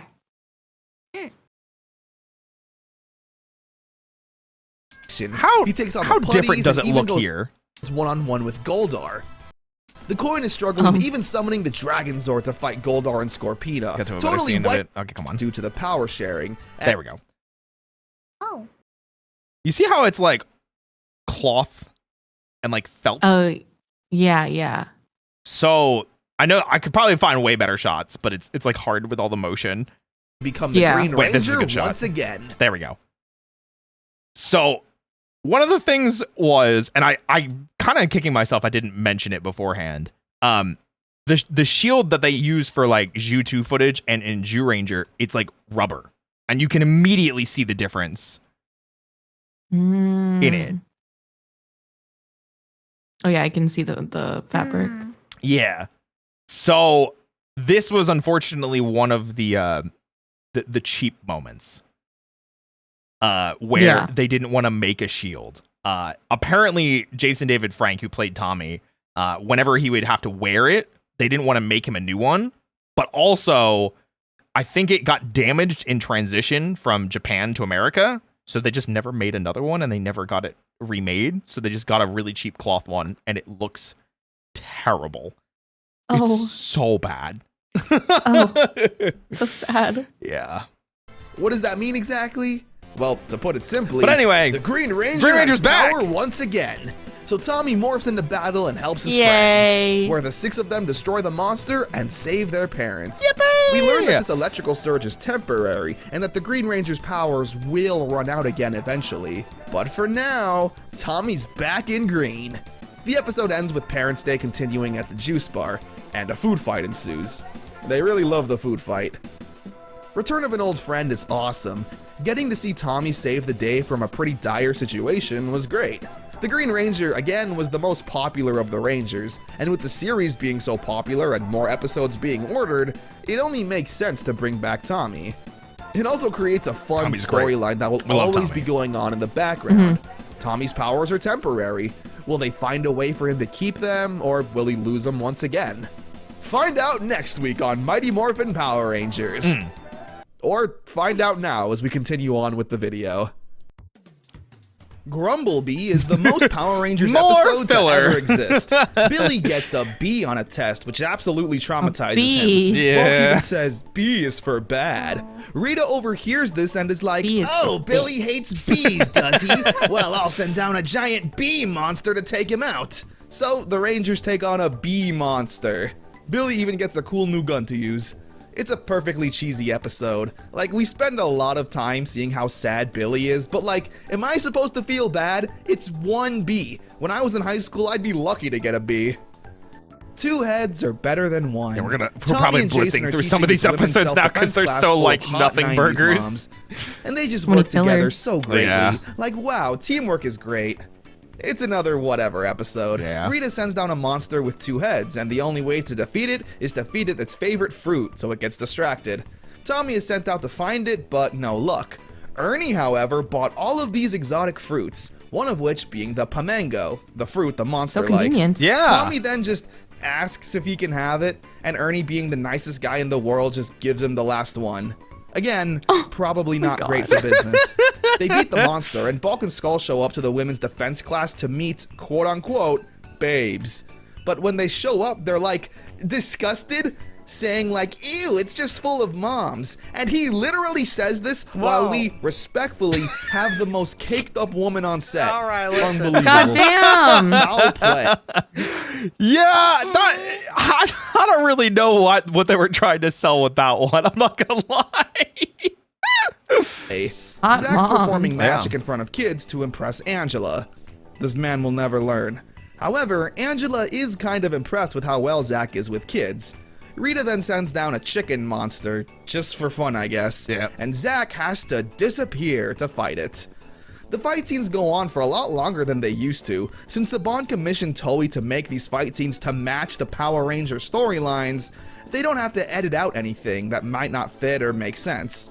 They're also clearly a lot more goofy, with the Rangers doing these over-the-top hand gestures for dialogue and using a lot more slapstick solutions, like these balloons. Yeah. The episode ends with Zack thinking he's going on a date with Angela, but it turns out to be another field trip with the kids, where Angela says they're going to watch a 5-hour retrospective on Woody Woodpecker, which sounded ridiculous at the time, but I did a 4-hour and 45-minute retrospective on the Powerpuff Girls, so go watch that instead, Zach. Trick or Treat. Kimberly gets to be a contestant on America's #1 game show, Trick or Treat. Yeah, this Halloween-themed show is somehow the biggest thing year-round. Meanwhile, Rita is summoning the Pumpkin Rapper, which Zordon tells the Ranger is a monster that uses his raps and rhyming to distract you before he attacks. That is so stupid. I love it. We get random listen, don't worry about it. Skull Just and Kimberly accept doing that it's the game Power show Rangers, that's you know? honestly pretty stupid. Anyway, Kimberly fake feints to leave the show and fight the monster, where yes, he raps. Well, you think that's something you can... Oh, wow. They defeat the monster and the putties with pumpkins on their heads, which only seems like it would make it harder for them to fight, but whatever. Second chance. Ernie is, I guess, coaching a soccer team for kids. While owning the juice bar? This one kid doesn't make the team and is sad. Ernie's all like, man, I wish it were up to me. I'd give all these kids a second chance. And Zach says, isn't it up to you? And Ernie's like, oh yeah. And gives everyone a second chance. What the hell? It's just as simple as Zach that. and Jason try and help this kid get better at soccer, and he kinda sucks. Like, he really shouldn't be on the team. He's terrible. Here's what's weird though. Tommy gets in trouble with his communicator going off in class and gets it taken away. It explains why he won't show up until later. But this is the exact time Jason and Zach are training this kid in soccer. So like, why are those two not in school? Heck, even Billy, Kimberly, and Trini are all at the juice bar. Surprise. What is this school schedule? I seriously could not stop thinking about this the entire time. That is so weird. Yeah. Anyway, Tommy shows up to summon the Dragon Zord and saves the day. On Fins and Needles, this is a really fun episode. So Jason and Tommy are once again teaching a karate class, where we're shown how great of friends they are. Wow, they're they so would great never friends. argue with each other. So Rita sends down the putties with this evil magic fin that, when Jason and Tommy touches it, will put a spell on them to make them bitter rivals. Where we then see Jason and Tommy mean-mugging each other and on the brink of fighting. The actors do a really good job of acting like they hate each other. Maybe Don't they because actually behind hate the each other? scenes, This is how Yeah. Oh, okay. There's more behind the scenes reasons later, but at this point, the big reason is kind of just Jason was the leader and like kind of like the big ranger on the team. Tommy shows up and immediately everyone is like, oh my god, the Green Ranger's amazing. The Green Ranger's the best. I love the Green Ranger. The Green Ranger's the one I care about the most. And it really made like a rivalry between them, like in real life, to do better. Ooh. And unfortunately they did not hide it well at all. Yeah. There's a lot of stuff. But again, there's more stuff later that will shed light into that. I don't want to spoil it yet, but it's bad. Okay, I have something to say. Oh yeah. Okay. I have to go. Yeah, same. I also have to go. I We're actually so asked them to close. reschedule my meeting to an hour later. So Oh, okay, I can't okay, push okay. anymore, so We I was were- supposed to be gone an hour ago. We were Oh, so damn. close. We were like Yeah. 5 minutes, literally like 5 minutes from the end of the season. Okay, is it only 5 minutes? It's I 5 mean, minutes if it's video, bad- yeah. I have to go. Mine's at yeah. starts in 1 minute. Actually, You're good. so We can- I have to dip. We can pick it up No another time. We can worries. pick it up with this Yeah. episode. Yeah, Okay. of course. Thank you for inviting me. Yeah, I hope you Yeah, had thank you so fun. much. I learned so much course. about Power Rangers. I know. Yeah. I didn't I know there was so know. much. Like very small Yeah. details I would never think about. Yeah. There's Yeah. even more stuff that I'm trying really hard not to tell you early, so it's not like Oh. in your head before we get to it, but there's way more. So Dang. See. Oh my Okay, gosh. well, We'll have to table this for next time. Yeah. Yeah, already absolutely. My manager's messaging me, so. No problem at all. Green guy's my favorite. Yeah. Me what too. Okay. What about you, Tyga? My favorite ranger? Yeah. Favorite. I don't think I have any particular taste for any of them, but I do like nerds, so maybe the blue one? Okay. So we got a green, blue. Oh, Understood. Well, hey, I'm glad that you guys liked it. Thank you so much for coming. I appreciate it. Yeah, thank you for having us. Yeah. thank you. We'll schedule Alright. season 2 for next time. Season 2 will be Yes. shorter as well. Season 1 is the longest Cool. of all of Power Rangers. Oh wait, this is still season 1? This is still season Yeah. 1. Oh my Yup. god. Wow, damn. Yup. Okay. Yep. Okay, well, thank you, Roy. That was Yeah! so fun. I'm glad that you guys had fun. I always love getting to share this with new people, and I'm glad that we got 3 new people to show and that didn't know anything about it. So, Yeah. yippee! All right, well, Yippee. go to your meetings, guys. Don't be late. Yeah, I will go now. Okay. Thank you. Yeah, of course. Bye-bye. Bye-bye. Bye, guys. Bye. Oh my god, everyone left. Hazumi left too? Damn, Hazumi hates me for real. That's crazy. I can't believe she hates me, guys. Can you believe that? Hazumi she just hates me, guys. Fuck. Damn, that's insane. But thank you guys for joining us. As always, we really appreciate all the support. It's a blast. I love doing Power Rangers nights. You guys know me. It is always super freaking fun to get the squad together to hang out, vibe, thrive, and survive, and everything like that. Yeah, Power Rangers nights are always some of my favorites. And now that we have another squad that is done pretty much, I'm not kidding when I said I think there were maybe 2 episodes left with MMPR Season 1. But now that we have that many people done with MMPR Season 1, like, we're almost done with MMPR, like, as a whole, until we find another group to indoctrinate. But, yeah, I'm sure there's plenty of people that we can find to have a good time with, to vibe, thrive, and survive with. It's going to be awesome. I'm really excited to not only continue their journey, but to keep yapping about Power Rangers. So, if you guys want to hear about any of my interesting takes on Tokusatsu outside of Power Rangers, I do actually make content on Tokusatsu now. I'm a Toku-tuber. So I have a deep dive into Kamen Rider Hibiki and a deep dive into Bakuryu Sentai Aba Ranger, which was the source material for Power Rangers Dino Thunder. So if you guys like Dino Thunder, or you're a fan of Aba Ranger, or if you like Kamen Rider Hibiki, go check it out on YouTube. It's on the same channel that you guys are watching right now. Just check the videos tab. Yeah, great time. I put out the Aba Ranger like video less than a week ago. So I think it'll be a week tomorrow. This is the first time watching Power Rangers lore, and I loved it. Well, thank you. I appreciate you guys being here. Did you guys have fun? Guys, 1's in chat if you had fun. 2's in chat if you had super fun. 3's in chat of 3. Yippee! Oh my goodness. Oh my goodness gracious. All right, let's find someone to raid, shall we? Who's a homie right now that's live? I bet Vanta's live. Vanta's always live at this time. Is Vanta not live? Vanta's not live. Ooh. Oh, Luca's live. Can I raid Luca? I don't know if I actually can. Let me double check. I may not be able to raid him. Oh, I can! I can raid Luca! There we go. Guys, we're going to send you over on the YouTube side over to Luca. Remember that Luca may have different rules than I do. So remember to be respectful and follow all of his rules.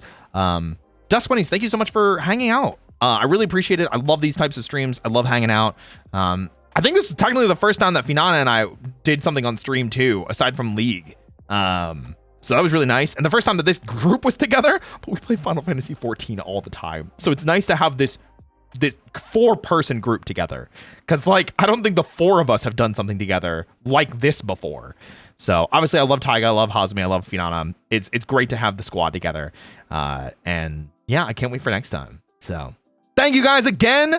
I will see you next time, which might be sooner than you think. I'll see you guys soon, okay? Bye-bye, everybody! Bye!